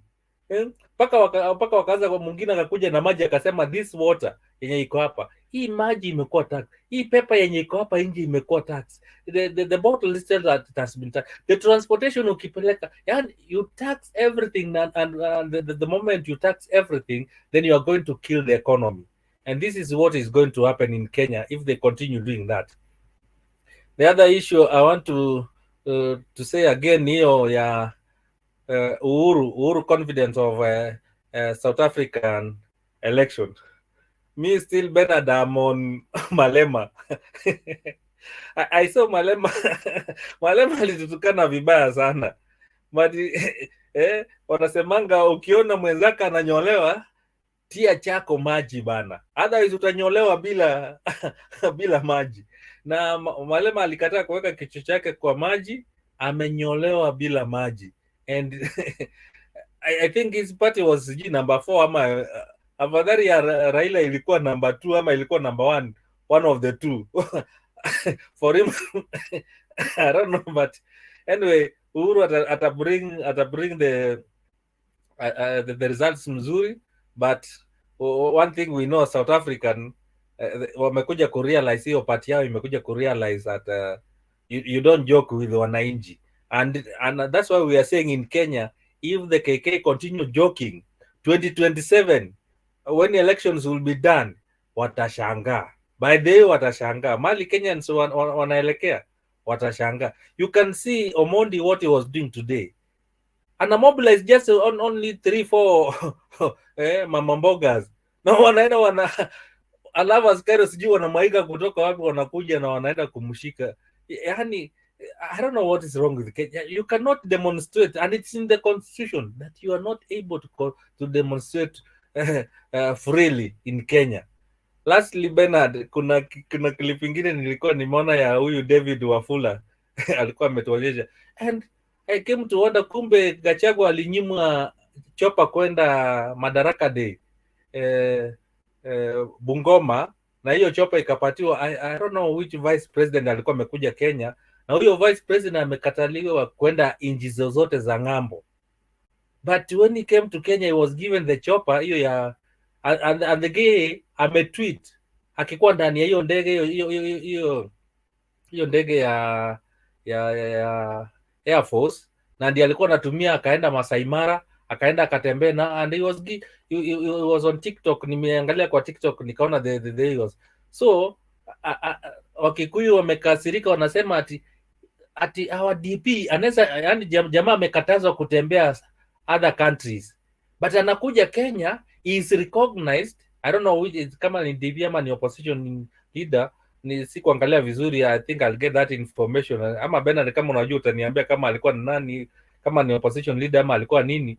And he has been given the plane, yani CS wa interior huyu Ndwale anamnyima, ati ndege haiko mzuri, ati we are taking care of our deputy president, hii chopper haiko mzuri. But the same chopper has been given to this guy, anaendea Masai Mara na ametembea nao. At least did he know that huyu jamaa angetoa hizo ma videos na weka kwa TikTok, na ishajulikana, ishaonekana sasa vizuri, imeonekana. Na hiyo ndege ndio tulikuwa tunaambiwa ati iko under maintenance. You see how the things are being done by this regime. Unafanyia Gachagua vibaya, but the same guy mwenye mpatia ndege anaenda anachukua picha, anaweka kwa TikTok, anaonyesha vile ametembea Masai Mara iko mzuri, anaonekana vile ameingia ndani ya ndege, and everything is being shown. Paka sasa I don't know what happens, but Bernard, hii sio, me I don't want to call it a banana republic. This is a Githeri republic. Thank you, Bernard. Asante sana. Unajua ndio mwalimu. Sasa the expression of banana republic means something in English. Githeri republic is your invention. So you should tell us, how does Githeri republic look, and what makes Githeri ina beans, iko na mahindi, it's a mixture. But banana ni moja bana. Banana is one. Thank you. So we can have banana inside Githeri, but not Githeri inside banana. Whichever. Well, ladies and gentlemen, thank you so much. Thank you for those who are sending those roses. Asanteni sana, Rose and Anita, and everyone who is following on TikTok. Asanteni sana kwa hizo likes. Naomba tafadhali tuendelee hivyo. Na cha muhimu hapa, Bwana Innocent, ni tuko katika nafasi ambayo ni ya kutisha kiasi. Unakumbuka kifo cha Ogolla wa CDF ilitokana na kubadilisha watu na chopa. Chopa yake ilichukuliwa ikapewa mwanasiasa kwenda kufanyia siasa, ndio yeye akaingia kwa mkebe ambayo ilisababisha kifo chake. Hii story ya chopa na Gachagua na chopa is not smelling good. Not with our history and not with what is going on right now. And when there is a tussle about choppers, you know that things are not okay. We should be more careful with that. But the push and pull attempt to cut Gachagua to size by either William Ruto or his proxies is more harmful to the Ruto administration and Ruto's person than it is to Gachagua. I don't think Gachagua has much to lose in this particular fiasco because who is Gachagua? Is new guy on the block, one-term member of parliament. He's a deputy president. He can take a walk and that's all. And I don't think there isn't much at stake. But look at William Ruto from 92. We are talking about over 3 decades of investment. So here, the pushing of Gachagua to me is ill-advised and uncalled for because Gachagua is self-destructing to say the least. So sioni haja ya kusukuma yeye na sioni haja ya kupinga yeye. History ya kusema anatetea watu wa mlima, that's what he has been saying. It's nothing new he's saying now. That's what he's been saying from the day of swearing in to today. So how has it become a problem today? When Raila Odinga said Ruto should own up and apologize to Kenyans when Gachagua talked about the shareholders government, what did Ruto do? Yeah, he kept off. So right now, ndio ameona kwamba Gachagua is tribalistic and is pushing regional politics, and we are seeking the unity of this country. The unity of this country. Unity of which country? Your actions are too loud. We can't hear what you're saying. Look at the appointments in government. Look at parastatos. Kuna mtu amenitumia caption ingine hapa. It's a bit funny, but I want to save time. But let me just see if I can get it. Where is it? He said, this is with the Ministry of Energy. He said, let me just find it. God help me here. Okay. Yeah, this is Ministry of Energy. Here we go. All right. Let me display it now. This is Ministry of Energy. And he said, okay. All right. Okay, let it just upload. Tuendelee karibishana tafadhali, usitazame kipindi peke yako. Yeah. Okay, here we go. This is the people serving in the Ministry of Energy, fuel and everything. So this is Wanjala Makanda. Okay, Wanjala Makanda says, when Zakayo talks against tribalism, this is what it means. Okay, I want you to see CS Energy, Davis Chirchir. MD Kenya Pipeline is Joe Sang. And then CEO Kenya Power is Joseph Siror. And then Director General EPRA, okay, that is energy regulation, is Daniel Kipto. And then he finished with a funny end. He says, ati hawa wakisalimiana chamge, okay, stima huwa inajibu missing. So this is one community. Not one community, should be one clan inside one office, or those offices are all interrelated. They are all from the same place, and the fault in those dockets can all be traced to them. And now, after making this kind of appointments and putting this kind of leadership in one docket, you still come out and say, this person who is pushing for 1 shilling, 1 vote, 1 man is tribal than this. Which one is more tribal than this one? So I think we need to be honest as Kenyans and begin to raise right questions in this matter. But as far as our government is concerned and our operations are concerned as Kenyans, we are doing very poorly now than ever. Our tribalism is out in the play. Our nepotism is almost a culture. And our discrimination is nothing to be discussed. I mean, is all in the open. Look at the discrimination in the demolitions about the riparian land. That people are going as far as Huruma to pull down buildings. All of it, they are looking for riparian land. From the last time I checked, the law says it's 30 meters from the middle of the river, not from the bank of the river. It's from the middle of the river, just like it is done on the road, from the middle of the road. But these people are looking for 30 minutes in the interior to demolish all those buildings. But ikifika Muthaiga, mto umefinywa, umejengewa ukuta huku, umejengewa ukuta huku, mto ndio unajifinya ukipita. Hayo majengo ya kifahari hakuna mtu anagusa, bulldozer hazijaenda huko, na bado mnasema ati sisi wote ni wa Kenya na tuko sawa. Hapana. We are in an animal farm. Some animals are more equal than others. And this is one of the let down of the Ruto administration. If there has been any time when disregard for law and of course having same treatment under the law, it's worse under William Ruto than ever. And William Ruto is the wrong preacher against tribalism. He should have sent somebody else, not himself. Not after what he has demonstrated and what he has shown through all his appointments. Look at his cabinet. Look at how he's running the country. Look at the way things are collapsing under his charge. And all of it,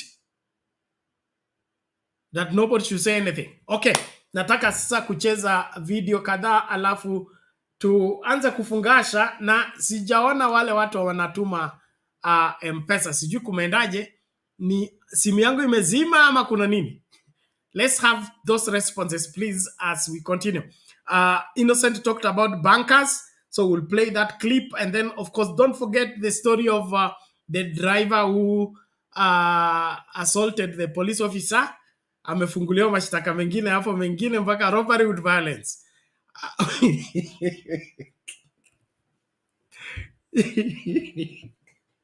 So was the young man robbing the police or the policeman? Innocent. Help me. Where was robbery with violence, please? Was the young man robbing the police, or the police wanted to rob the young man and the young man resisted violently? Where was robbery with violence? Si Bernard, hii Kenya yetu bana ni ngumu ku understand.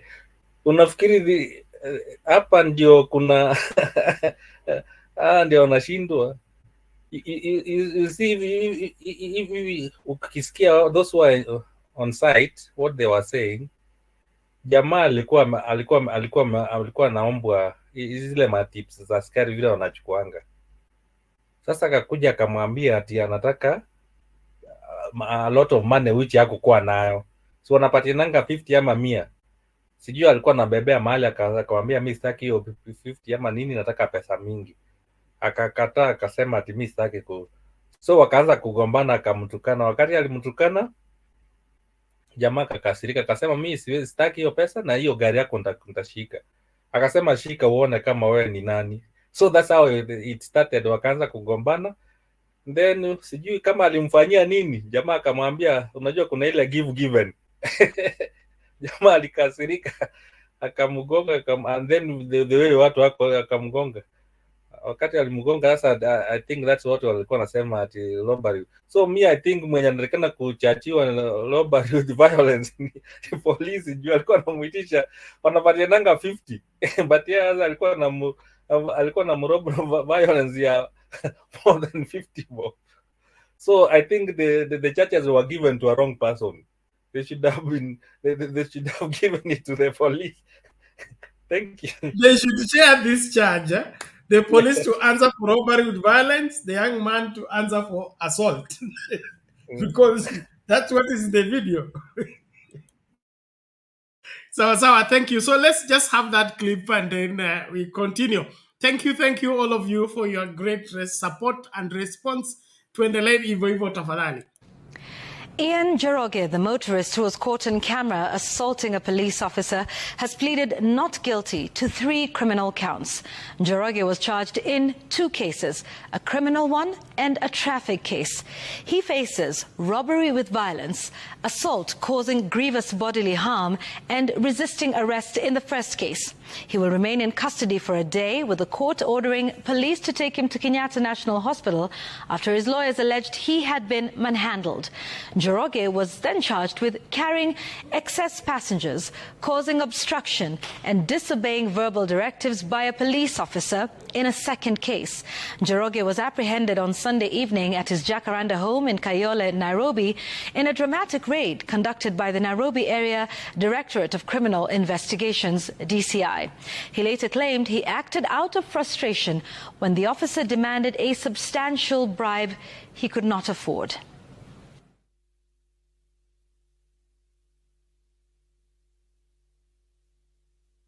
I said that an officer has not been born cannot be a reason for a court to detain, whether for the detainment of an accused person for even a minute longer, Your Honor. That will go into the history books. If this court, that is what you are being invited to do. And what will happen, Your Honor, if you allow that door?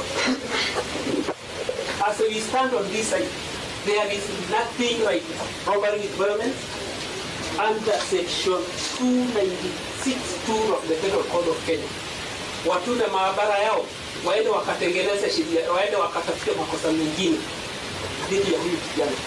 Tafadhali tunaomba tunaomba tumwachilie huyu kijana kwa even on his personal bond, ile tunaita personal recognizance kwa lugha ya kikoloni ama. Okay, that's Kenya.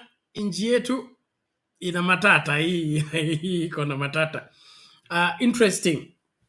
Ladies and gentlemen, as we continue to engage, please let's not relent, and if you have not subscribed, subscribe. Na kama unatupata kwa TikTok, we need you to subscribe to the YouTube channel. Hapo kwa bio there is the link. You click on the link, itakupeleka direct kwa channel ambapo utasubscribe na utatusaidia kuhakikisha kwamba channel ina grow na tunakuwa na better ranking kwa YouTube. So tafadhali usikue mgeni siku zote, kuwa mwenyeji. And then kuna campaign ilikuwa napitisha jana, at least we should get 1 member per day. So yesterday we got African Boy. Today, kabla nifunge show, nataka 1 person to join as a member of Sound Candy Talk.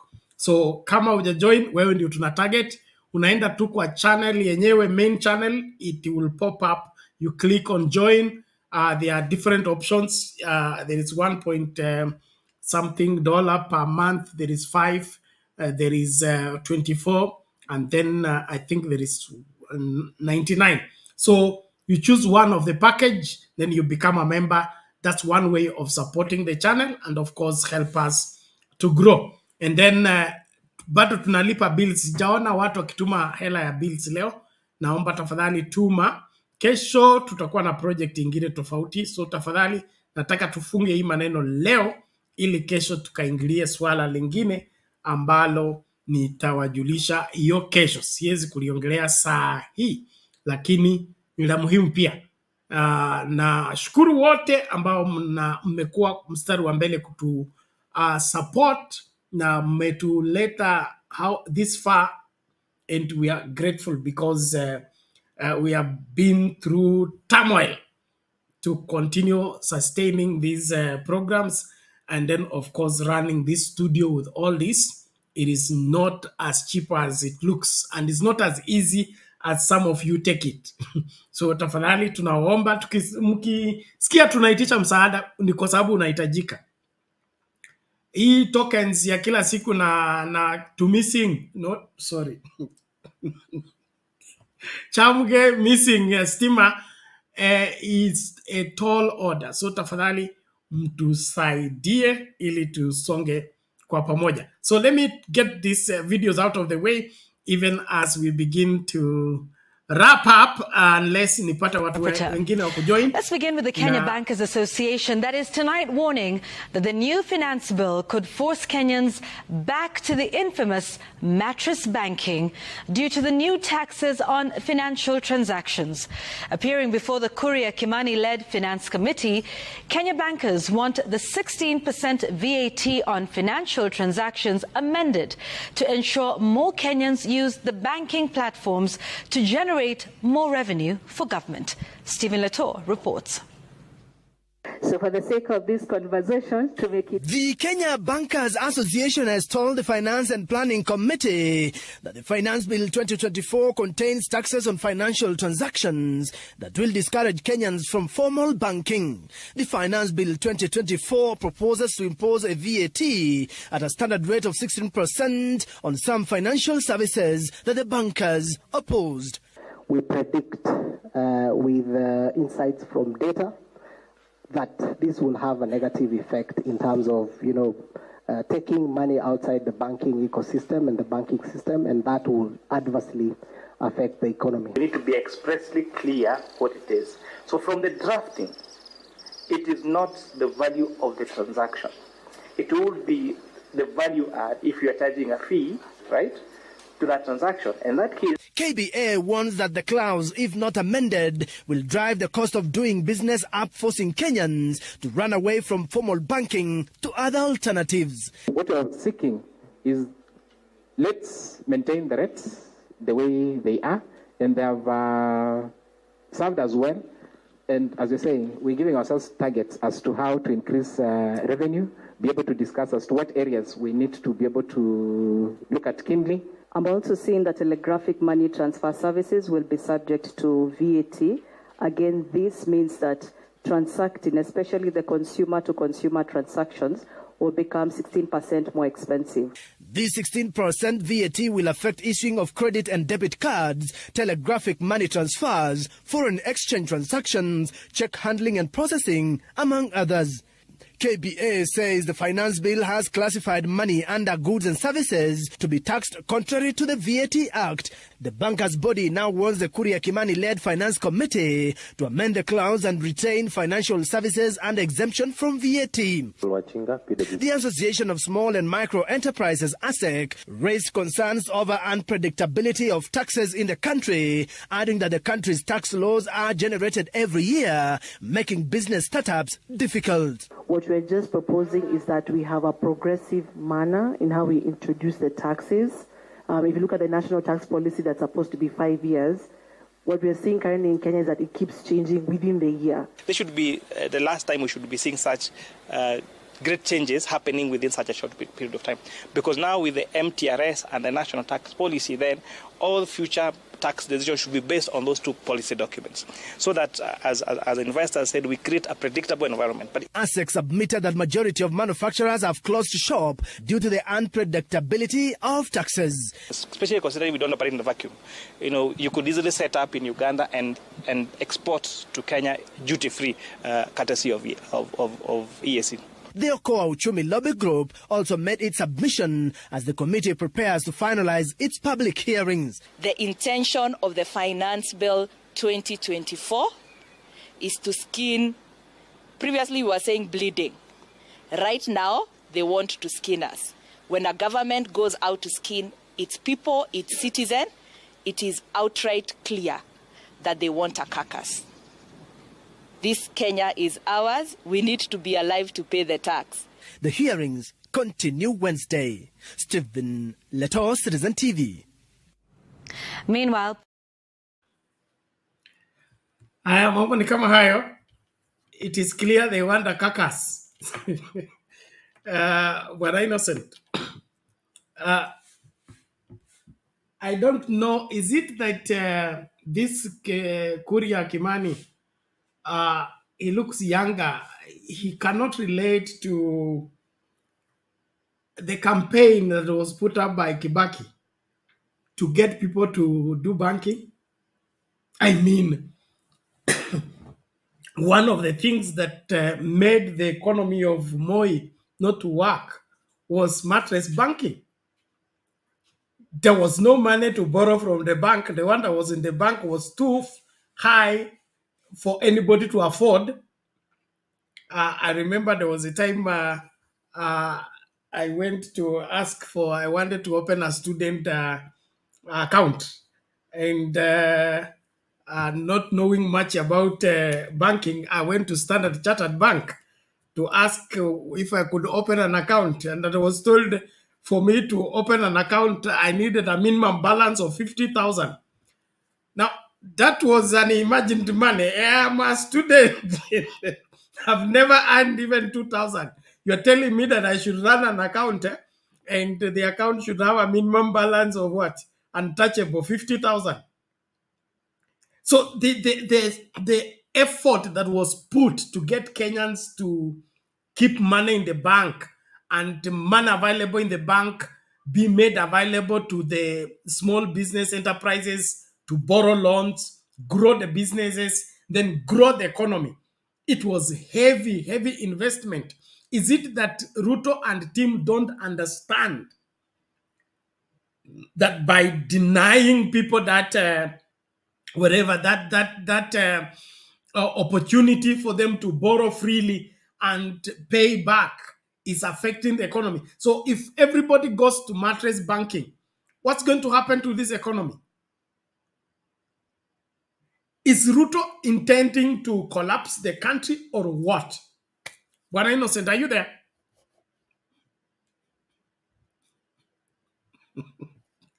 Black anasema I used to Black anasema I used to save my money in Milo tin and dark and covered it in the home garden. Come and give testimony. Come and give testimony. Yes, Innocent. Yeah, tuko na Black the same boat. We are sailing in the same boat.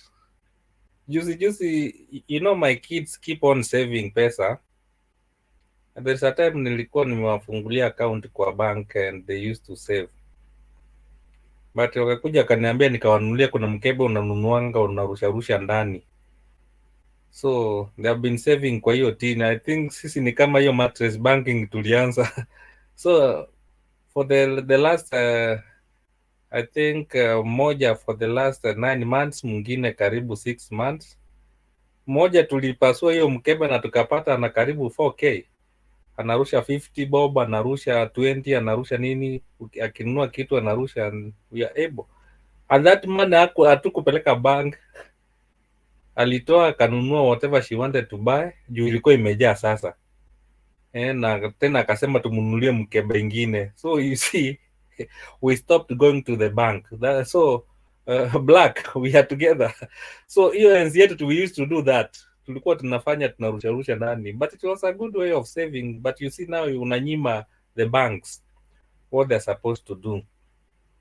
I don't know whether the guy huyo Kuria kama ana understand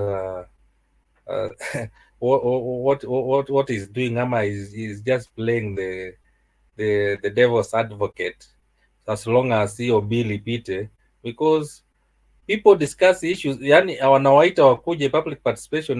Kuna mtu mwingine amesema hapa public participation is just like an exercise in futility, because you call people to give their views, they give their views, but they are never factored.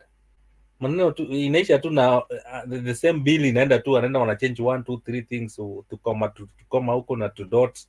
They never change exactly what these guys have given. So that's why some of the guys here wanasema ati itapita tu, ati Ruto ataipitisha tu the way it is. So what is the purpose of us having the public participation? Is it because unataka isiende wakati itakuwa inapitishwa so that nobody goes to court?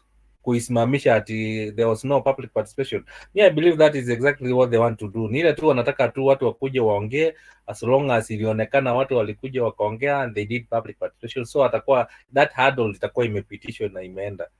But one of the thing Ruto has done, he has been going out na anatuambia natuletea investors. I don't know whether he understands what investors do. Investors don't just come and invest in a place whereby all these punitive taxes are charged right, left, and center. Nobody will just come. You know, they look at ukitaka kuanzisha biashara, hata wewe Bernard, as an individual ama as a business person, you just look at the location where you need to put your business. So unaanza kuangalia, there are factors which you look at. So uwezi sema ati unaweza toka ng'ambo to bring your business in Kenya whereby the electricity is too high, gari ndio hizo zinakuwa yani kila kitu, because these guys usifikiri ati watakuja tu kuanza an industry without buying other things. You know, nilikuwa naona wanasema ati sijui ukikuja tutakupatia land free ndio ufanyie. People are not looking at the land only. Wataangalia kwa electricity bills, wataangalia kwa mafuta, they'll be looking at other factors that contribute towards producing the product itself. And one of the way yenye unaona wamesema ati this is the same guy Kuria anasema ati watu wataenda kama ni Uganda ama Tanzania, you go you put your factory there ufanye, and East Africa nasikia wanasema ati you can just import your products to Kenya ama export kama ukoko export to Kenya free, duty free. So why should I put no wonder some of the milk tunakunywa hapa ni kutoka Uganda, because it's cheaper to produce hiyo maziwa, siji kama ni Lato ama ni gani, unaiweka it's just duty free. Yani it's cheaper than producing milk in Kenya. And imagine maziwa tuna mang'ombe hapa mingi, kuna mang'ombe hapa mingi. And there's another clip nilikuwa naona wanasema mpaka watu saizi ni kama wanamwaga maziwa yao wanamwaga maziwa juu it's too expensive, wanaenda kununua maziwa ya pakiti. Mtu anaenda kununua maziwa ya pakiti because now hii ya Kenya you can, unajua huwezi kuiweka ikae for long, but zile za nje maybe it's 90 days ama nini 3 months. So ukinunua hiyo yenye imeimportiwa, at least unajua haitaharibika, utaenda hasara na it's cheaper. So hii milk yetu imekuwa hata watu wanaanza kupatia madogs, so yani there's nothing they are doing with the milk.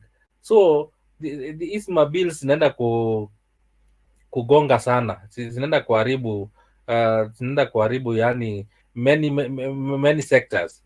Bankers, umeona hiyo clip yenye ulikuwa umesema imewekwa mattress banking, ndio hiyo imekuja na itakuja tu. People will be even transactions. Sasa unajua transaction like me ilikuwa imefika mahali everything naweka tu pesa kwa M-Pesa, nikienda mahali ni I just pay with pay bill, but hii pay bill imekuja kuambiwa ati that's what they'll be looking kama umelipa tax nayo. So watu tena wameanza kuacha kulipa na pay bill, so people will start now having money, cash money. Unajua tulikuwa tumeacha kutembea na pesa, sasa itafika mahali kila mtu atakuwa anatembea na pesa. Even now every transaction itakuja kufika ni cash.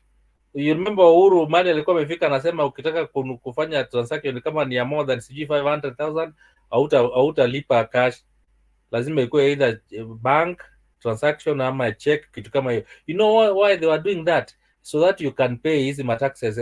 Money is able to circulate. But sasa ikifika mali we'll start having pesa and we'll be doing everything in cash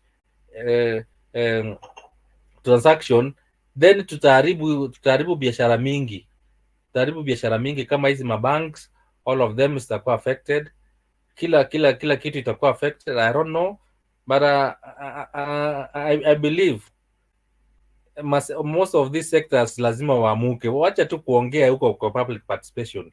Let them come with also solutions. We said it's not just talking. Why don't they come up with solution? Waseme sisi tunaona kama mkiendelea hivi, we will move our bank to talk hapa, twende Uganda, twende Rwanda, twende you know, let them start having also their say, waanze kukuwa na solutions ama whatever they want to say. Wasiwache tu wasema tunaona biashara itaharibika, sijui nini itaharibika.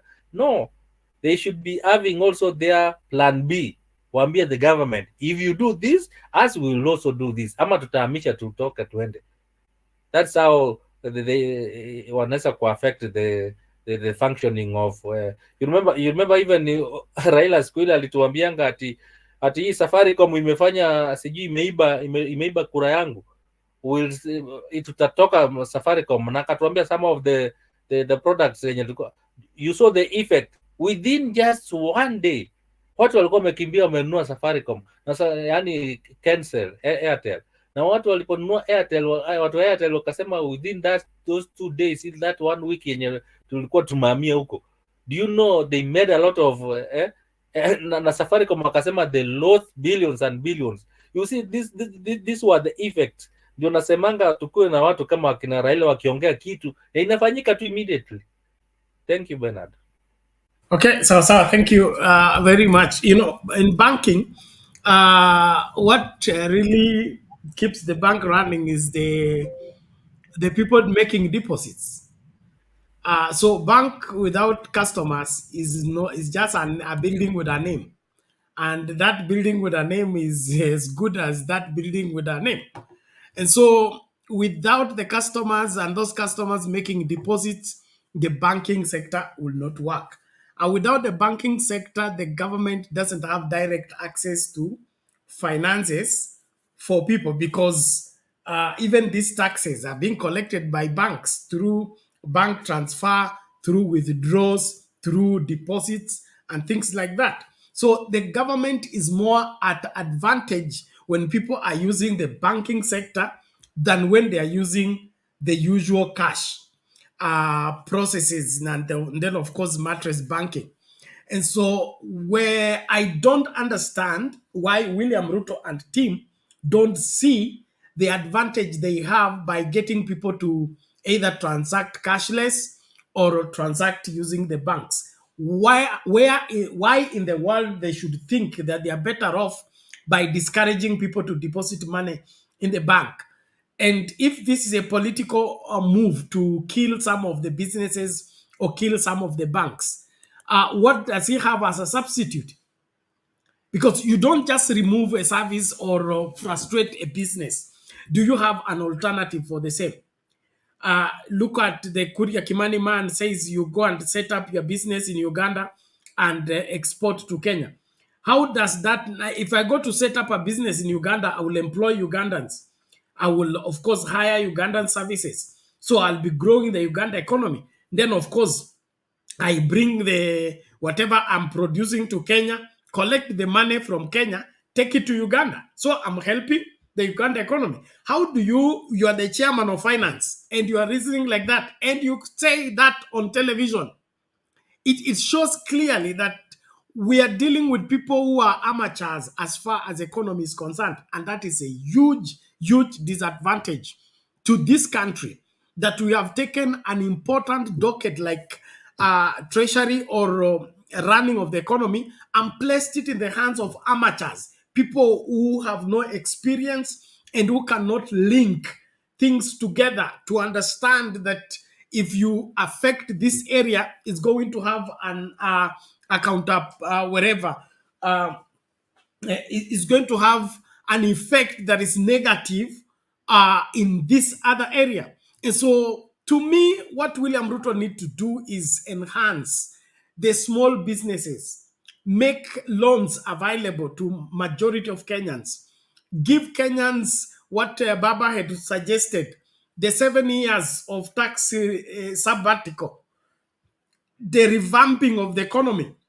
People will be begging the government to come and collect the money they are looking for. But people cannot breathe. They can't feed themselves. Their businesses are collapsing. Just go around town. Just take a walk around town and see how many shops have closed. the exhibitions that had different whatever components where people have said they are small businesses. Unaona the whole exhibition, there are remaining 3 shops that are operating. Where there were 20 shops, you will see only 5 are remaining. Majority have closed. Go downtown, Sheikh Karume, Lutuli, go down River Road. There isn't much business taking place. Now, these people are affected. And then you, instead of breathing life into dying businesses, you are killing the breathing businesses. What is your end? What is your outcome? I mean, what do you want to achieve if it's not to destroy the entirety of the economy? Now, I don't know how that is going to help William Ruto and his administration. Is it that he just enjoys the pain, seeing Kenyans pained, or he just doesn't know what he's doing? To me, this is even invoking ignorance is no longer an option. It's just outright impunity and outright frustration to people who are out to make a living, and it's not going down well. So, ladies and gentlemen, I think we need to give a different approach. And so bankers, they can't even threaten Ruto because I don't know. Does even Ruto use bank? I don't understand anymore. I'm probably, black market works better without bank. Eh? You know that. Eh? Na unajua hii serikali ni serikali ya wash. So ni either anatufukuza kwa bank ndio pesa za wash sipate nafasi kuingia kwa mifuko ya watu, kwa sababu kuna watu wako na hela ya kusafisha na hawezi kusafisha ukipeleka kwa bank, unasafisha kwa kiosks kula ambako hakuna teller machine na zile zina test. Could it be is black market move? Anything is possible in Kenya. May God have mercy on us. Well, ladies and gentlemen, we must begin to call it a day. We are in our 3rd hour, and if no new people are coming into the studio, we are beginning to call it a day. Please, na kuomba tu tafadhali, kama hujatuma mchango wako, na kuomba tafadhali tuma. We need that your contribution to help us put up, keep running the show uninterrupted. We don't want to get into those troubles. And then, of course, tomorrow I'll be talking about something else. I promise you that, which I will need your help. But for now, nataka hata kama tumefunga show, tumalize story ya kulipa bills. Tafadhali. So let's just go back to Parliament buildings and see the demos about the Mama Mboga revolution.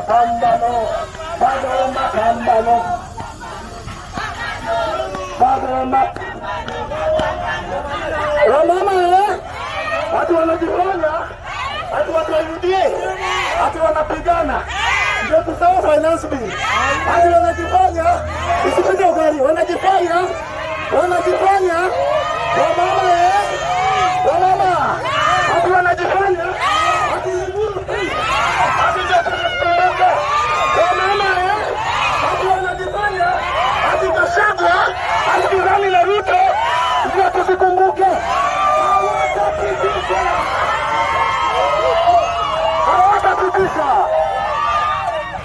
Wamama, niko na swali. Yaani mnamaanisha huyu mama mboga,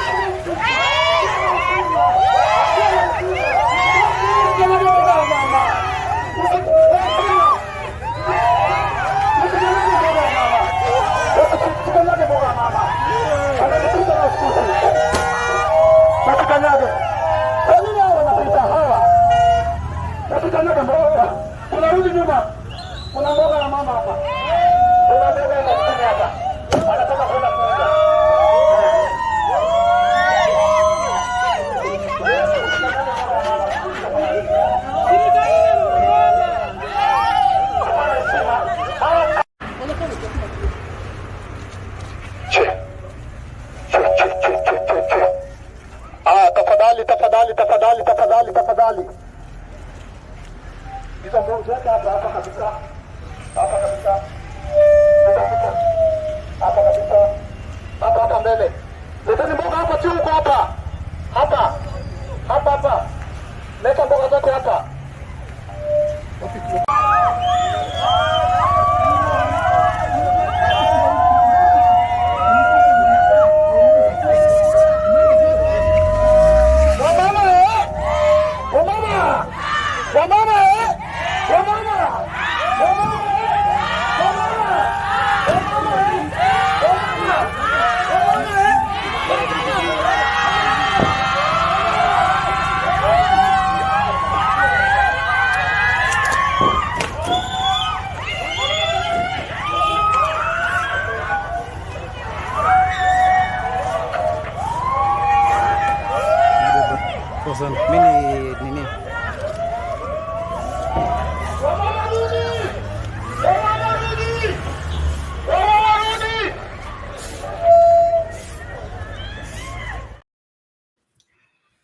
Haya mambo ni kama hayo katika majengo ya bunge. Huyo ni Eric Omondi akiongoza kundi la kina mama wakidemonstrate kinyume na finance bill ambayo inakaa wazi kwamba imekuja kukandamiza wadogo wa nchi hii. And I love the creativity and the message is clear. Mama mboga clearly ana mboga alafu anateta. And then of course usaliti wa wabunge. Lakini there is another development. Wabunge wale walikuwa backsliders wa ODM ni kama wameonekaniwa na nuru. Labda Innocent uko na ujumbe kwao. Kuna hawa ambao inaonekana this time round ahadi walizopewa na Ruto hazikutimia, kwa hivyo they are against the finance bill. Let's just hear this shortly, alafu we call it a day. Thank you everyone. Sure. No, I just wanted to say first of all that for me, I'd imagine that this year will not have a finance bill. We didn't need one. After what we went through last year, we would have just said this year we are not doing a finance bill. We'll try to implement what we passed last year through this very difficult situation. Number two, I believe that the motor vehicle tax is ill-conceived, ill-advised, must be aborted. We can't have the motor vehicle tax. It is something that we can't allow this country to have. Because if you allow it today, tomorrow someone will come and put it at 3-4-5%. But fundamentally, my colleagues, members of parliament probably drive the biggest cars. Yeah, sure. But I know most of them pay their insurance through installments. If your vehicle is worth 10 million, 8 million, every year you pay 100,000 shillings in insurance. Yeah. And most parliamentarians pay this through installments. Yes. Tax is not paid through installments. There are people who own their car, they are pensioners. The car they have, they use it to go to pick medicine in Kisumu, pick medicine in Meru town. I mean, it is this whole motor vehicle thing, I think it's terrible. It has to be removed. We can't even amend it. We just have to advise government that this all was ill-conceived, has to be removed from the books. Number two is some basic principles of taxation that we need to deal with. Just a few months ago, by the way, Sam, we passed the taxation policy in this country in Parliament. And one of the things it's talked about is predictability. Ensuring that people know what our tax regime looks like. But if we keep changing it every year, we don't give room for it to mature, then people investing here will not come. Because they don't know what we're going to bring up next year. I want to believe that those who are in the policy-making circles of the president should understand his psyche. He wants to build this country. He wants this country to have more produced for exports. But you can't grow this way. That last year, we reduced taxes on oil. This year, we are doubling it. Right. How do you build an economy that way?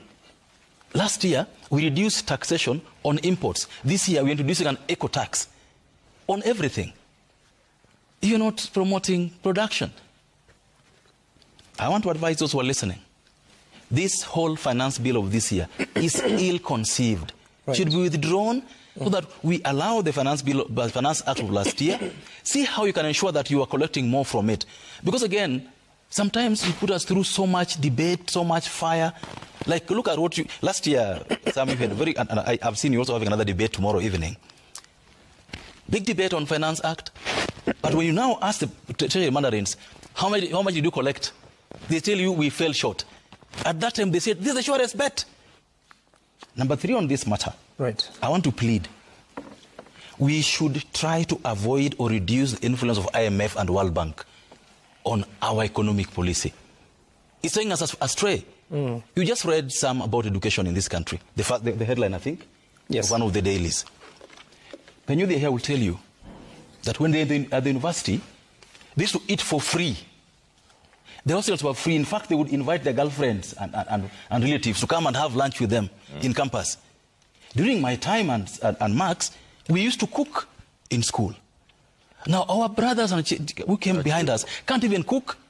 They don't get enough help to make them stay in school. You've seen some of them being killed by sponsors all over the place because they can't afford. Children trying to survive.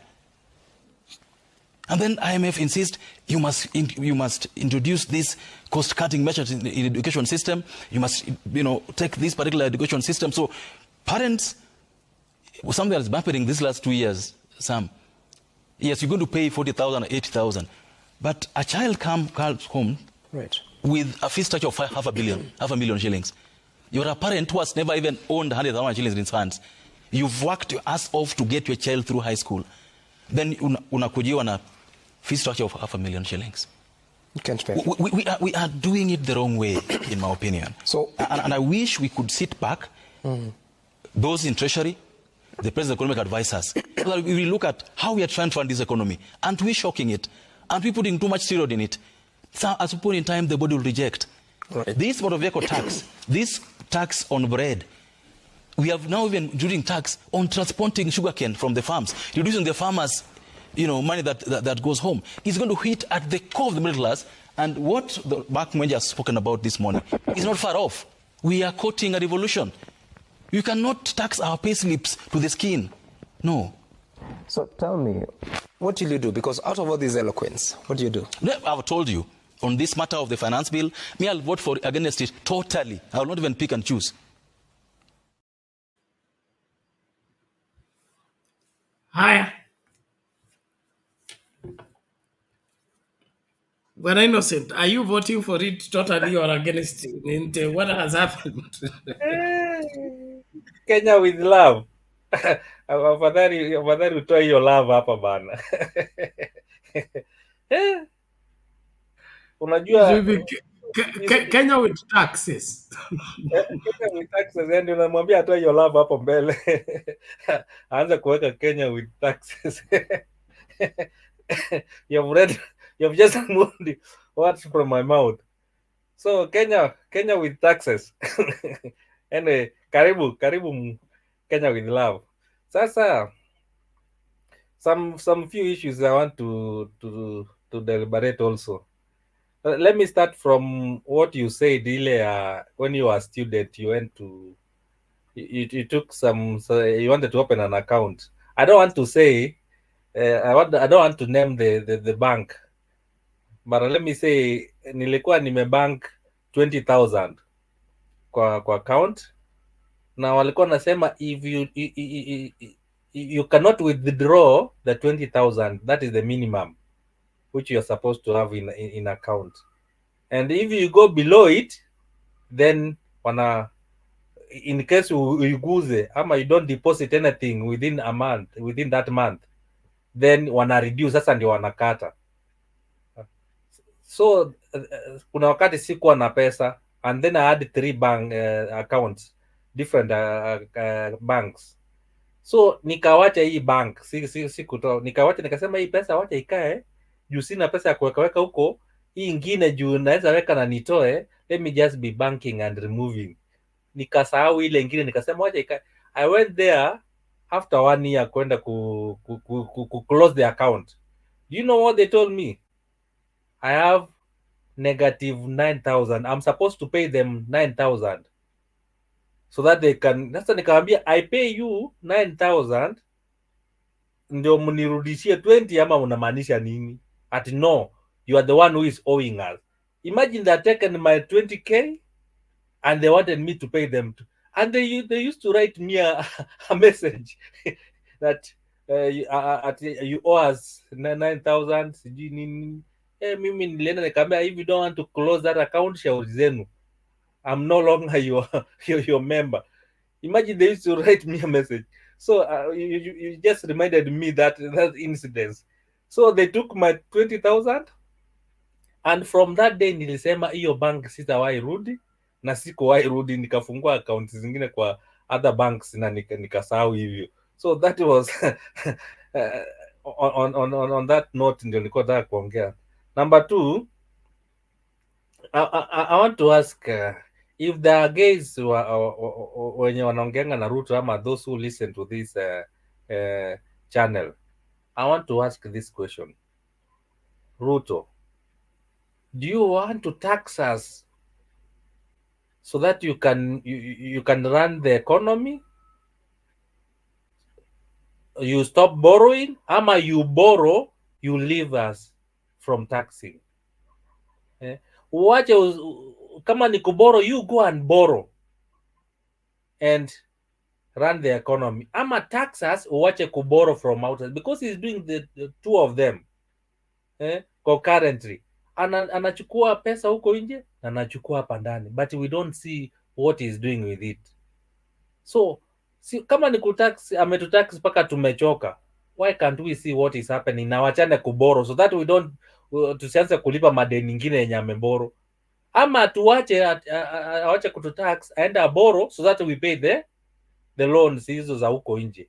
I think that can be better if he can choose to do one of it. And then from the clip of Mondi, what he's doing is that is the easiest way of explaining ama public participation. I wish everybody could come up. Unaona alikuwa na watu wangapi? Only about 10, and he was able to pass the message yani easily.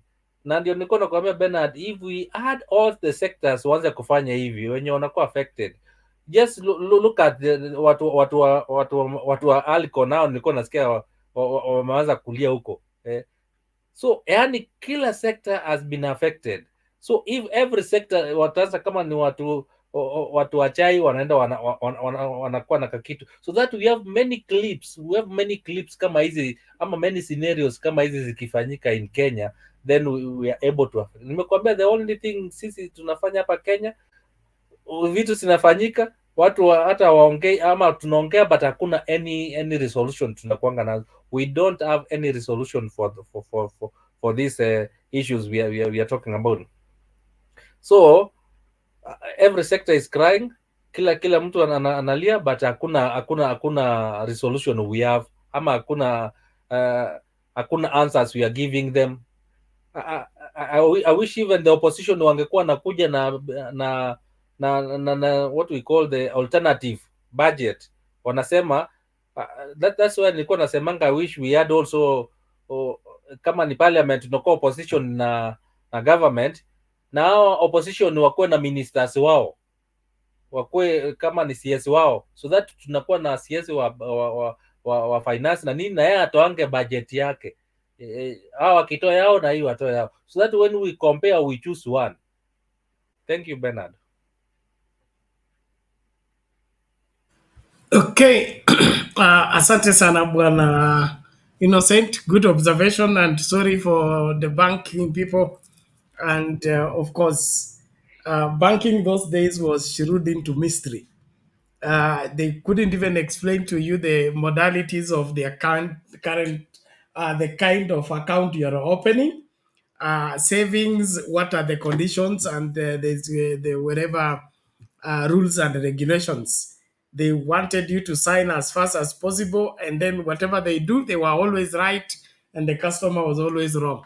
And so kukula pesa yako ilikuwa ni kama haki yao, which to me is not right, because you don't get people to sign a contract that you have not clearly spelled out. And if you're running a current account, a savings account, a fixed deposit account, all those things needed to be made clear so that you open an account that will not obligate you except you're going to make a withdrawal.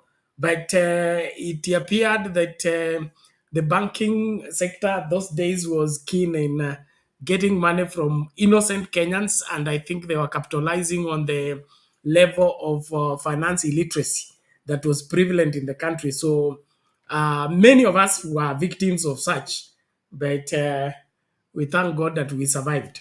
All in all, I want to appreciate everybody for being part and parcel of this great conversation.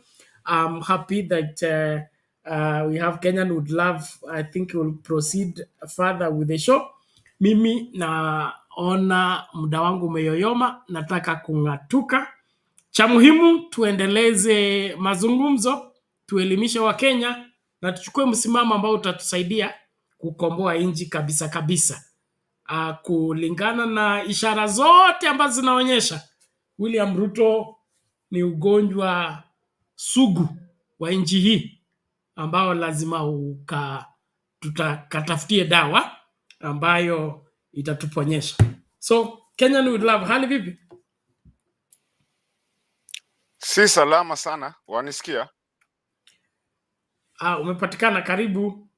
Pole kwa hayo mengine yote. Yeah, so wacha nianzie hapo. Kuna mtu ameniambia hakuna ubaya kuja kuisema kwa show, manake nimekuwa hapa for a while, but singependa kuisema, ningependa wewe unisemee as an introduction. I have very scanty information. You have serviced me with just the headlines. You're in the group.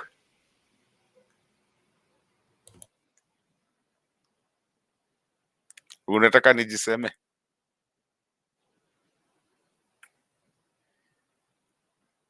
Unmute.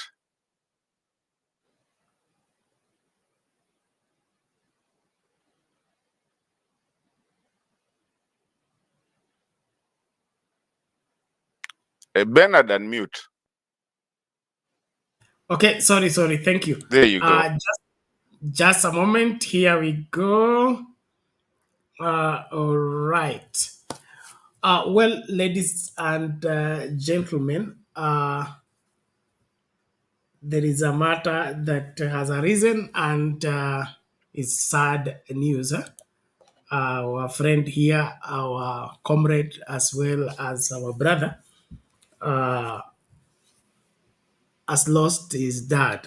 And that is a very hitting information.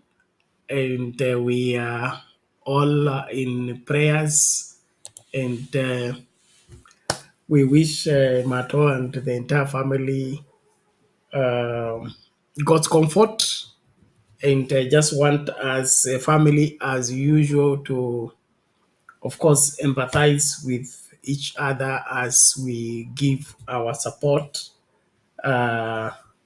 Losing a dad is not an easy, it's easy said than experienced. I lost mine 2 weeks. Was it 3 weeks to my wedding, and we had to postpone the wedding. So, Mato, take heart. It is tough. I can't put it any lighter. It's tough, but you are strong. Be strong for all of us, and we pray that God is going to give you strength and the entire family to go through this trying moment. So, ladies and gentlemen, you have it now. The dad to Mato is passed on, and as a family, we need to cry together and stand in one for another. Thank you very much. Thank you. Thank you for that. Yes, ladies and gentlemen, I've been here. I mean, we need all the help that we can get. Personally, I just came from Kenya just the other day, less than a month ago, and we went to see him because we knew he was, I mean, kuna ile tu kitu mnajua, but on Sunday, waking up to Monday, unfortunately, that bad news happened. We were told. It's been very sad. Some travels zinakwanga ngumu. Going to get back and forth from the US to Kenya is not an easy thing. I was also moving. So I've been here with you guys, of course. Hata kana cheka. It hasn't been very easy. I haven't even worked for 2 days, you know, and I was also moving into a new house. So I mean, kama kuna mtu anaweza ni reach to help me out, going back to Kenya. If you have anything, Mungu akikusaidia, I think I've done a good job with you guys. Kama kuna kitu unaweza nitumia, just reach out to me. You have my numbers na nini. It's a very tough thing and I've never asked for any help, but maybe I might this time. I'm asking. I apologize, Bernard, but I've been here with you. He was a great man. He used to be the ambassador, the deputy ambassador to Germany, Izo Masiku. Sometimes, I mean, that's how I know politics. Yendo alinifunza politics zote hizi zote. Na General Mulinge, you know, when grandma passed, she was a counselor too. So sometimes ukionanga hii naongea hapa politics nika kuna kitu najua, huo ndio mtu mwenye alituweka hapo. So prayers, any financial help, especially now I'm looking for a ticket within 2 days to go back to Kenya, and I just left Kenya to go and give him a decent send-off. So someone told me there's nothing wrong with telling people. So kama kuna mtu ataweza either pitia Bernard ama unipitie pia mimi venye unaweza. Either way, ye imepita. Niliambiwa nipitishe tu, niseme tu na nisiogope watu, because I've been going through a very tough time right now. Okay, let's just get that out of the way. Let's have your number, the number to be used to go out, so that as we continue with the show, we can be responding to that. And of course, everybody should just come on board. Let's do what we can do and trust God to do the rest. So, Mato, your details are handy. You can share them I can say it. I can say it. I mean, for the guys who live in the US, it's 816-462-3135. And that comes with WhatsApp and everything. For those in Kenya, cheza na Bernard. No. Okay, whichever. So the number you said 8 what? 816. Nah, 816. It's +1 816, but when you go US wanajua. So it's +1 816 462 3135. 3135. And it's not necessary. Kama kuna mtu anaweza chukua hiyo ticket, mimi ninunulie ticket. Me, I need to leave here by tomorrow. Yani, I just need to get to Kenya because I'm a pole bearer. Anyways, moving on to the show. Bernard. Yani, amtaki mama mboga wabebe nini? Wabebe skuma? Mukute kuchafulia street, mnajua vile tunalipia wafagiaji wa X Street.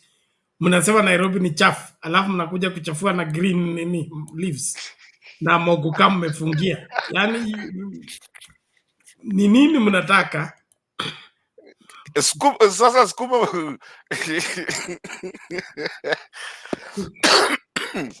skuma na mogoka gani iko na nini, iko na protein? Hakuna yote iko na protein, hiyo ingine iko na aflatoxic. Na hii ingine iko na typhoid. Ni skuma ya sewage.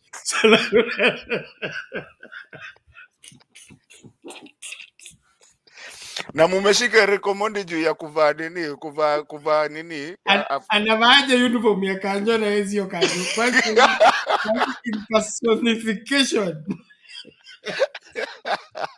Police yeye ni Waiganjo. Alikuwa anaitwa Waiganjo ama nani?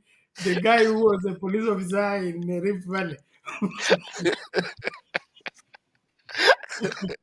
You know, Bernard, this is the things that we used to talk, and I'm really surprised and I'm really happy about Kenya and where we are heading in Kenya, because when we started saying that it will come, you know, this reminds me. Kwanza hiyo Eric Omondi, let me wacha nianze na hiyo.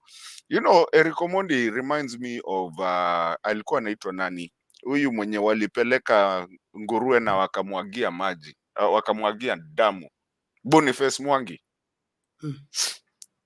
You see, a revolution, Bernard, do not just start in a day. It starts slowly. How Moi got himself out of that chair, he cannot tell you himself if he was alive.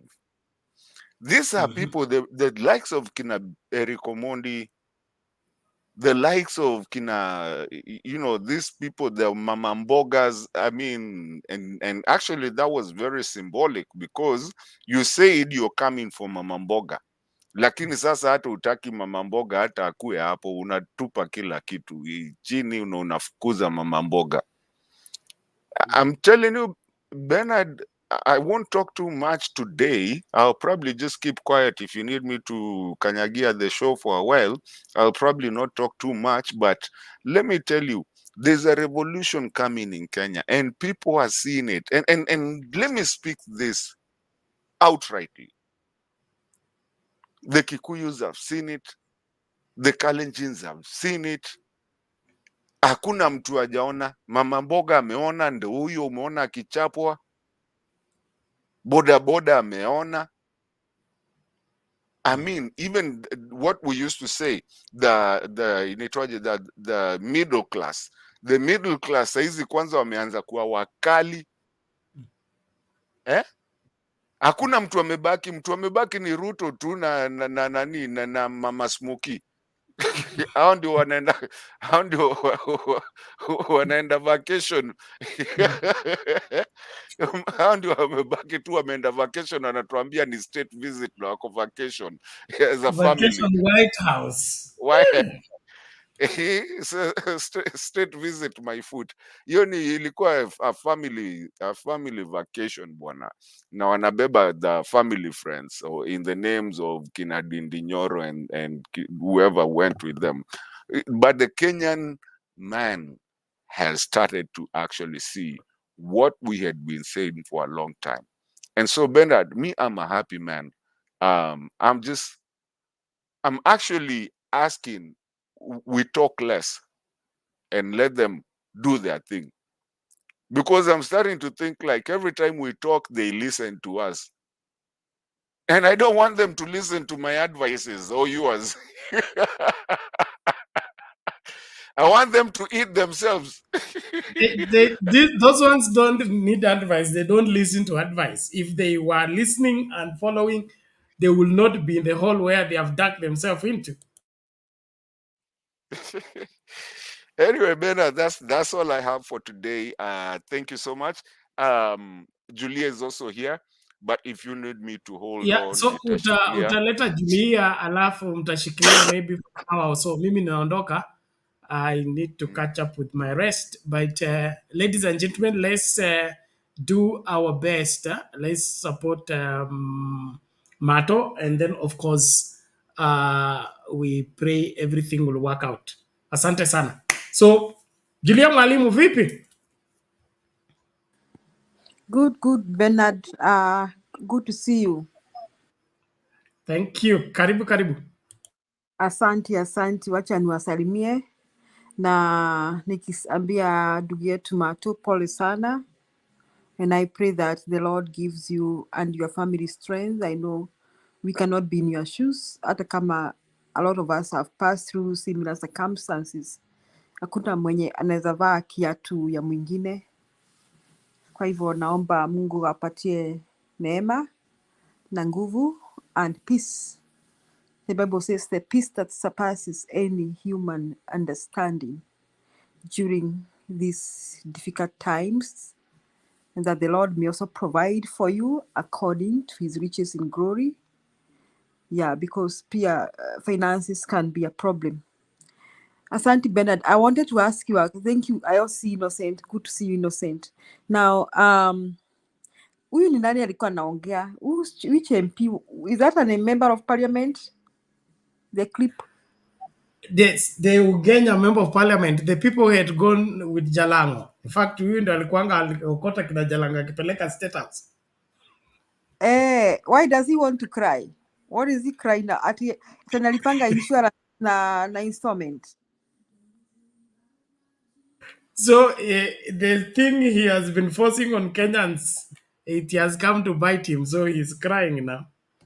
Yeah, They are departing from Muruto. He literally wants to shed tears, and then alafu anasema ati if the government knows what is a revolution. I am so surprised to see people talking. And ni vile tu Wakenya wanaumwa Bernard, but me I would almost talk like PK, iendelee. But thinking about the poor Kenyan, then I think it needs to stop. I saw this MP wa Nairobi mwenye anapinga Sakaja, anaitwa nani huyo? Huyu wenye wanapigana kwa udaku, ati anasimama sijui chairman ya UD ama anasimama nani? What's the name of that MP? Gakuyu. Yes. Gakuyu saying how they were lied to. Bernard, unaweza tamani hao watu Bernard, uwacharaze viboko old style, the way your school headmaster used to do it. Ati walidanganywa, ati he's so mad, he's so amekasirika, sijui nyumba zao zinabomolewa, sijui nini vile walidanganywa. I am wondering, Bernard, are these people crazy or something? Somehow Bernard, kama ni vile tu mwananchi wa Kenya hawezi epukana na uchungu and the pain that is going on because of the taxes and all that. But when you see the Gakuyas and the Omondis crying, it gives you some satisfaction. Kuna karaha tu kanaingia tu hapo. Unaanza kusema kumbe walifikiria sisi ndio tutaumia peke yetu. Now, and then he was being asked, what about you people? Raila Odinga and Uhuru brought 1 man 1 vote 1 shilling through BBI. Kwa nini mlikataa? Ati hivyo tulikataa sababu ilikuwa na mambo ingine. Ilikuwa, he can't even explain kwa nini walikataa. He cannot even explain himself why suddenly the change of heart. And Bernard, that man is the Gakuya man, is so mad. He's so mad, I think he wants to form his political party anytime. But me, at one point, me somehow kindanidani, that is a good thing because what goes around comes around.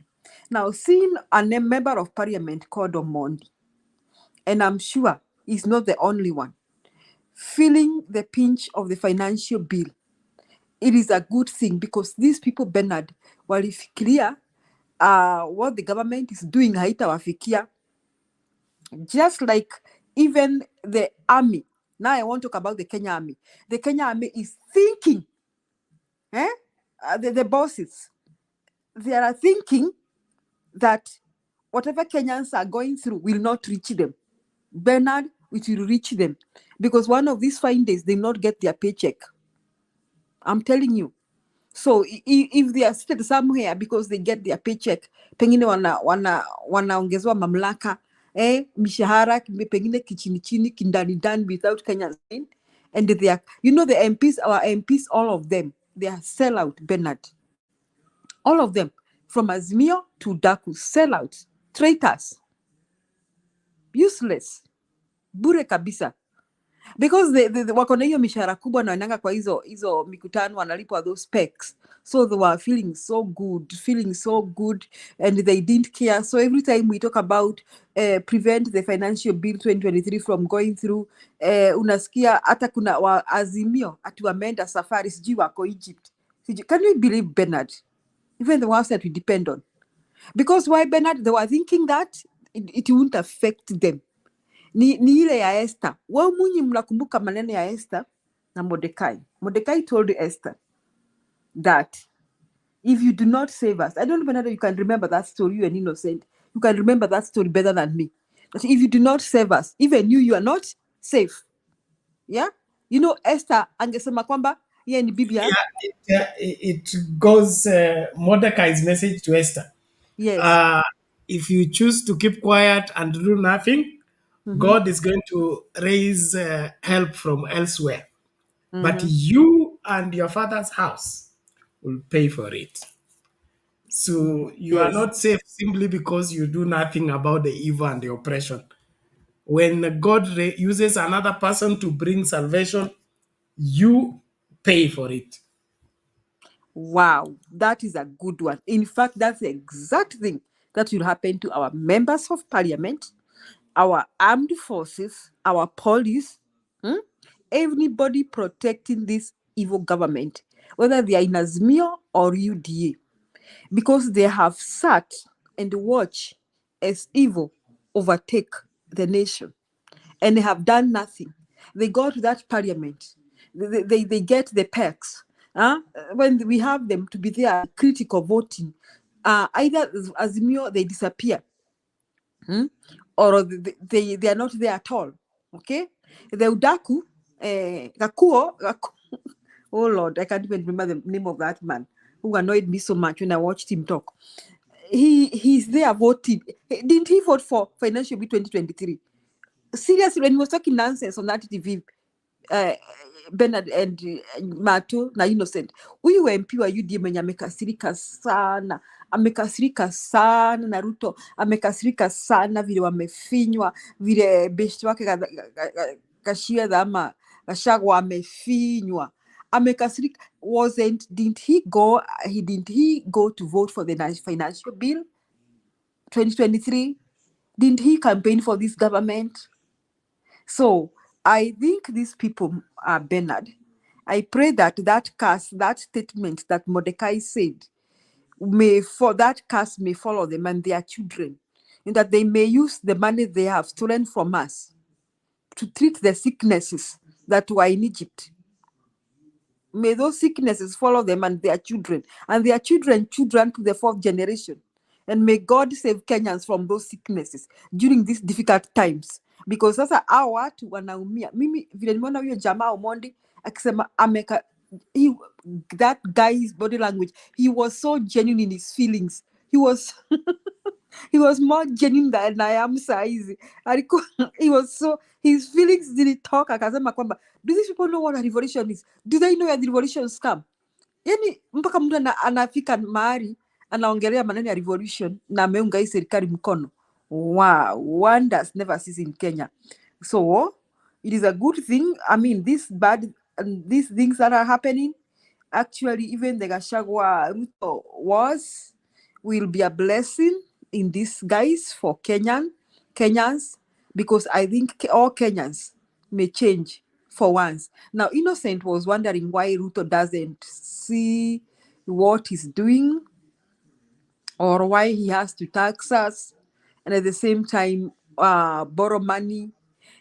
Me, my answer to you, Innocent, this is what I'm thinking. I may be wrong, that Ruto is operating on a crisis.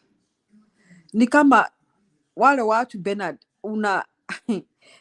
yani unaamka kesho ujui mafuta hata itatoka wapi. Unaenda kwa Julia na kupatia 1 cup. You lie to Julia that you return my paraffin the next day. Then you go borrow Innocent another cup and return to Matu when you remember 2 days, 1 week ago. That is how Ruto is operating. In fact, the way he's operating, to me, innocent. It is like somebody who is going to resign tomorrow or someone who is going to kill himself. That is what I'm seeing. So he has no plans of prospering the country, and he doesn't expect the country to prosper. He's just merely surviving. The Kenya Kwanza government is just on a survival mode every day. Every day they wake up and the next day comes because they don't know what the next day holds for them. And naye Mungu ni mzuri. To conclude, as they think they have enough problems of managing the economy, what happens? There comes Gachagua, the best student of Ruto, doing us a good job, causing a revolt in the mountain. Bernard, hata kama tunaumia kiuchumi, things have never been sweeter when you think about what is going through in Udaku. Asanteni sana. Okay, so what goes around comes around. The Kaguyos, they were the people who messed up the city. Kaguyo was at City Hall. Hizi nyumba zinabomolewa.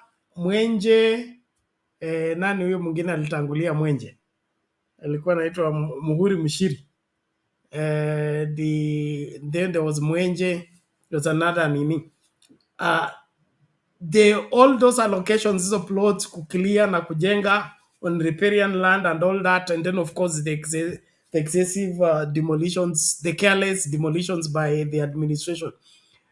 It's painful because they are out of the plan, and then they have eaten the money. Some of them are the landlords of those houses that are coming down, and so it's painful, but it's payday for their negligence and their choice of a bad government, hoping to help them perpetuate their evil. But now their evil has turned against themselves. So Kaguyo, let him cry all he wants to cry. Let him vent all he wants to vent, but he's part of the problem. And he cannot even purport to be a solution. He voted for the finance bill. He celebrated the Ruto corruption of rigging an election. And then you turn around and now say you are cheated. In fact, there is some analysis by Chris Kumekucha anasema sababu ya kukasirika kwa hawa watu ni kwamba ukweli unajulikana lakini huwezi kusemwa. Kwa sababu wanadai kuwa hao ni shareholders, lakini shares zao kulingana na hesabu ambayo wako nayo hazikutosha. So mwenye kudai na mwenye kudaiwa wanajua hakuna deni, kwa sababu kile walitarajia hawakukipata. Ilibidi wafanye extra overtime na Kamago ndio wa balance hiyo hesabu. So hii kudai kwamba 47% of our votes is the one that made you president. It was not 47%. It wasn't 50%. It was not enough to make him president. They had to cook. So he say, wewe unajua kwamba tulipika ndio hii kitu ikaingia. So hii maneno ya kwenda kusema tulileta kura na hukuleta na sisi tunajua hukuleta. So ni nini tunadaiana? So hapa ni kitunguu kimeingia mchanga, kitumbua kimeingia mchanga, na watu wajifunze kulilia kule wanataka kulilia. Sawa, asante sana.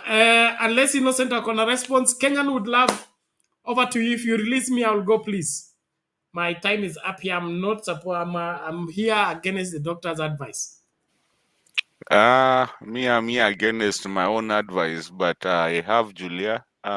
I'm not gonna be saying much. I'm just let people talk. I mean, when you wanataka kuongea, mi niko kwa zone yangu. Sina la kusema, la kuambia ni Julia, mi niko tu hapo, ukinitaka tu niko. I mean, you run Father it. Darius is saying something here. I say Ruto is reducing Kikuyu population in Nairobi by demolition. Kajieda is distancing himself from the demolitions. What a country.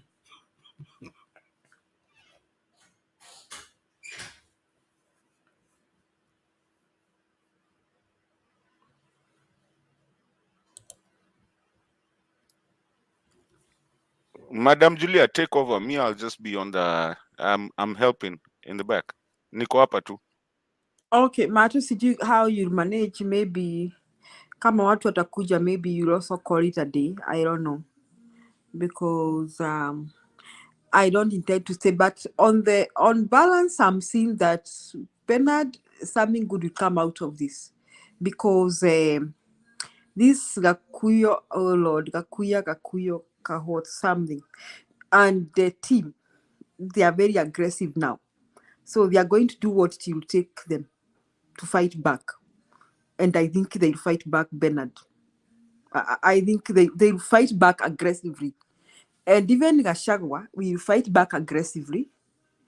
And I think he's kind of getting some sympathy from the mountain, because if you listen to the other lawyer that talked with Spice FM the other day, walisema hata kama wanachukia tabia zote za Gachagua, they will not chase him away.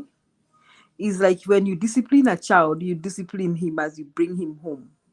So now the mountain now is gathering again now, and ignoring what went. I think they may ignore what went on in 2022. So they are going to fight back. So I think they'll give William Ruto a run for his money. And you see this guy, this lawyer, Mambo, somebody said that they are ready to work with anybody, be Kalonzo or Malwa. So they will work. I'm telling you, they'll do a vote of teach you a lesson. Vote for anybody and teach Ruto a lesson. In fact, I don't think they are preparing a presidency from Mount Kenya, but I think they will be very determined to get someone from another part of the country and give him all the votes to teach Gachagua. Just the way they were fighting Baba and Uhuru, I think now again they are going to remobilize themselves to give Ruto a run for his money. So on balance, this will help Kenya, because if Kenya Kwanza falls into pieces, Bernard, you began by saying that Kenya Kwanza is a disease to Kenya. Sasa whichever means, hata kama watu wa mlima wakiamua apigie anatembea asaidie Kenya, it's okay. There are so many ways of killing a rat, right? You can step on it, upe rat, ama upe paka wako, and the rat will die. Yeah, that is what that guy said. You see, the only thing we are telling Gachagua, he should not dream of thinking we will rally behind him and Ruto. He should not. We'll only ignore his mistakes, but we are not going to rally behind him. And Gachagua knows that. So, Bernard, these fights will do us good. And the fact that this Jalango team, come on, that Omondi man, he can talk like that. And na vile watu I think Wajaluo wanataka kumchapa mawe because of his reasoning. And now he starts saying that, and he pays his insurance on installments. Wow. It is so interesting. And I hope MPs or all members of parliament and senators, I hope they run bankrupt. All of them. I hope by the end of this passing financial bill, kila mtu atakuwa amesota mpaka MPs, so that wasikie vile mwananchi wa chini anasikia hivi sasa. Okay, so Bernard, me, that is what I'm looking forward to, that somehow this conflict will give rise to a new Kenya. So sijui Mato na Innocent, you want to talk, ama we allow Bernard and Mato to wind up? Yeah, wacha Bernard amalize, hata mimi nilikuwa nataka kulala juu kesho I have something to do. So I believe Bernard utamaliza tu. Just to add on what Julia is saying, this guy started from Saturday. Niliwaambia kulikuwa na matanga huko kwa brother wa Owalo, huyu ICT CS. No government official alienda huko, hakuna hata mtu mmoja alienda kulia na yeye. And then these MPs wenye walikuwa wametoroka wote kwenda Jubilee, hapo ndio walianza kuongea the same thing huyo Mondi anaongea leo. They started saying at what they were promised, ati walikuja wakaambia shule nitaleta hapo, maji huko barabara tutajenga, and since last year Ruto aliendanga huko, I don't know kama ni last year ama 2 years ago, at nothing has ever come, hata tractor haijaionekana hata kukuja huko. So they lost hope, wakasema ati we don't hate Raila, hatufanyi ni ile tulifikiri, we wanted maendeleo ikuje, but we have seen whatever we wanted haikukuja, mpaka wakaanza kusema ati kumbe Raila knows how to get things. Hata kuna another guy mwenye alikuwa anasema ati I think ni Natembea alikuwa anasema the only person mwenye akipigiwa kula ati is not an MP, is not a president, na maendeleo inaendanga kwake ama is able to negotiate his way, ni Raila. Ukienda Kisumu, akasema ukienda Kisumu imekuwa the best city, hata imeshinda Mombasa, imeshinda hizi masiti zenye zilikuwa za kwanza imeshinda. So ati Raila is the only person who hata akilusa ama hata kama yuko kwa government is able to bring development to his court. Na ndio akasema ati wakina Wetangula, wakina Musalia, they are in the government but they don't bring anything. Thank you Julia and Bernard. So kama hakuna kitu, I think it's better close, so ndio tulale. Sikuwa nataka kuacha Bernard peke yake kwa show, that's why keep. Asante, umefanya kazi mzuri sana, na kuna watu wananiuliza hiyo namba, the 81646233135 when you are Costeto ni cash app. I mean cash app, use the cash app, and then au wengine wa Kenya mwenye ataka kusaidia saidie ni Bernard tu, na kama uko na hiyo ticket, mimi tu ni ticket nataka, mimi niko sawa. It's just because I was in Kenya na kuna vitu mingi, but other than that, Bernard, I think if you want to close, ama Julia anataka kushikilia, sijui, I don't, nilikuwa nadhani naweza shikilia show lakini sidhani kana naweza shikilia. I'm getting some messages here na I'm sorry to come in the show and I'm not by myself. I mean nikiwa siko myself, the usual me. Lakini nashukuru Sun Candy Talk. I love you guys. Asanteni sana being your host mara mingi, and I'm always yours, Kenyan with love. Lakini nimeambiwa nitengeneze jina ikuwe Kenyan with taxes. Bernard, let me disappear. Thank you so much. You na Julia mtajua. I mean, I thought I could hold the show. No, let's just call it a day. I think everybody give your closing remarks. Tungatuke, tukutane masaa yake tafadhali. All right, let me give mine. Yeah. Kenyans, there comes a time that you get a reality check. And I think since independence, I think Kenyans have gotten a reality check. And it's actually coming without them knowing. So you're finding people actually getting their reality checks without understanding that it's coming. Unajua? And that is why you find people who, when you go and look around, you find people even when you're wakiongea tatupangwingwi, right now wanapangwangwa, you know, and they're understanding that maneno kwanza hao ndio wanaongea more than wenye sisi tulikuwa tukiwaambia hapa mnacheza vibaya. And we need to actually we need to appreciate leaders like even though I never liked him in the first term, we need to appreciate smart leaders like Uhuru Kenyatta. Where you hit him, he keeps quiet. Because saa zingine pia kupigana sana si lazima, wachana nayo. Unajua, wacha watu wajigonge. And that's why I want UDA to keep on, we stop giving them advices. The only fight in Kenya right now is in UDA. There's no fight in Azimio. There's no fight anywhere. The only fight is in UDA. I mean, they are fighting their own. They are fighting Wamushomba. They are fighting, they are fighting Gashagwa. They are fighting sijui nini. It's a tower of ilikuwa inaitwa nini? Tower of Babylon. And that's the thing we need to, and we need to keep off and just stay away, keep quiet. Wacha watuite, wakituita, we don't talk. Unanyamazia tu huko wajigonge, so that Kenyans can also understand how to really choose their leaders. Bernard, we have a constitution for a reason, and that is a covenant of how we're going to live together. If you're not going to follow the constitution, we'll let you not follow it. Eventually, that constitution will follow you.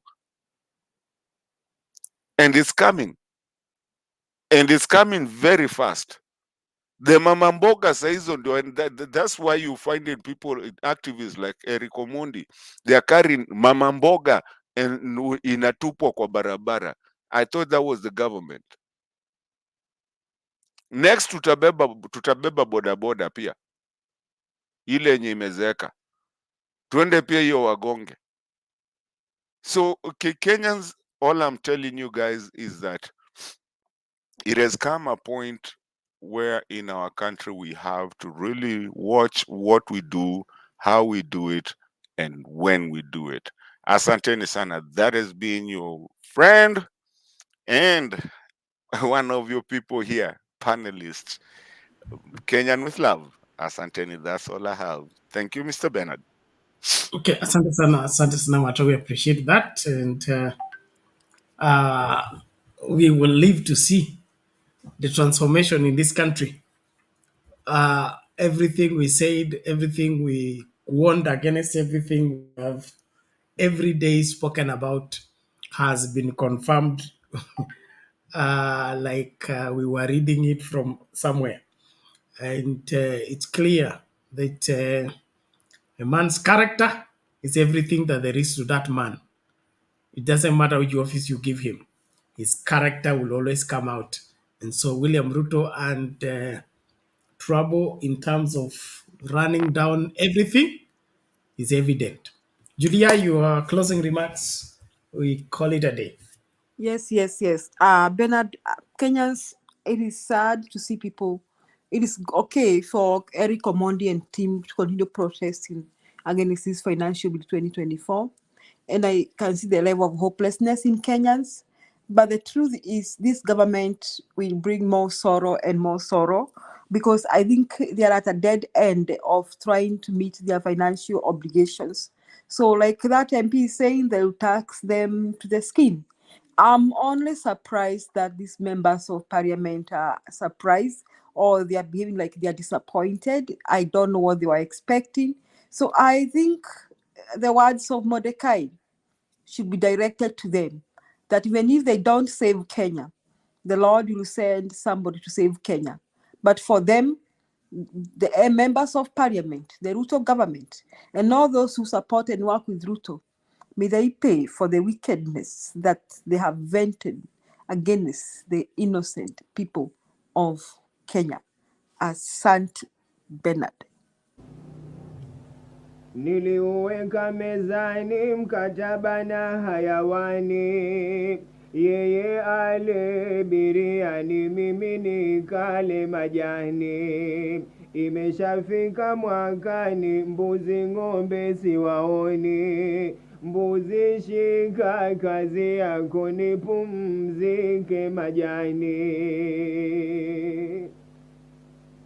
Miaka mingi mwagarashi nilijifanya hayawani. Mbuzi ng'ombe na farasi nikawachoa kazini. Nkatwa yao nafasi ya kutafuna majani. Mbuzi shika kazi yako, nipumzike majani. Majina yangu halisi nayo kitambulishoni, liliwacha Alhamisi nkatwala hayawaini. Jumatatu Alhamisi sionekani nyumbani, mbuzi shika kazi yako nipumzike majani.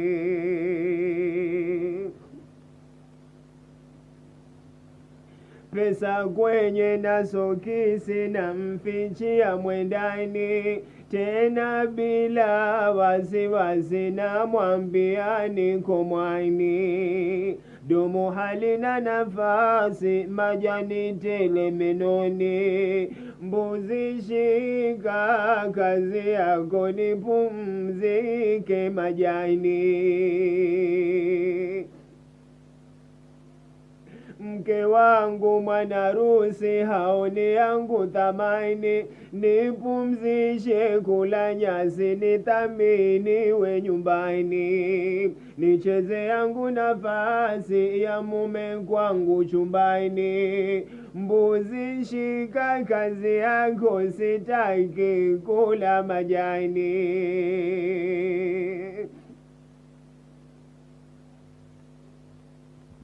Kuacha si rahisi, mugoka mdomoni, ameruhusu Hamisi tu upande mashambani. Wanipunguza risasi sina hamu kitandani, mbuzi shika kazi yako nithamini we nyumbani.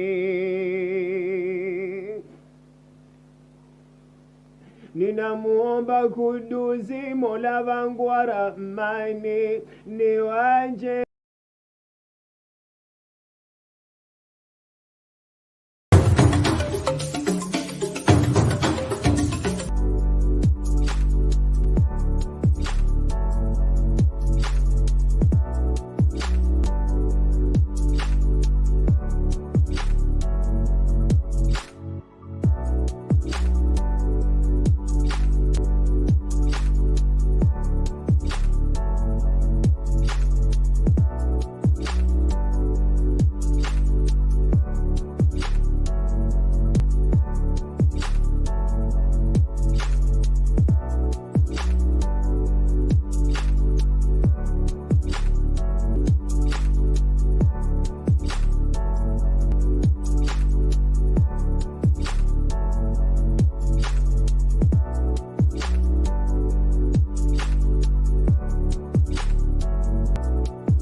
watch, share, like, subscribe.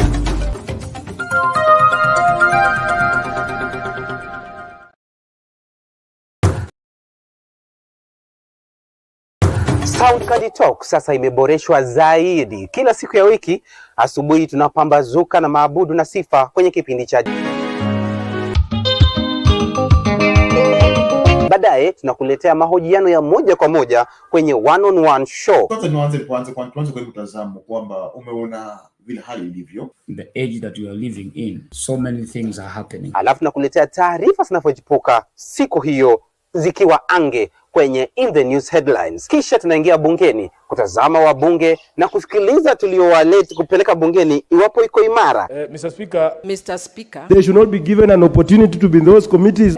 Who told the people to close the business? Kisha baadaye usiku kuinaangana kwenye udadavusi kamili, Open Forum Political Show. Open Forum Political Discussion Show. Fanya akitujue tumepata the right person. In churches, in funerals, come up and say, oh, it's our turn. Sasa Soundcard imekamilika.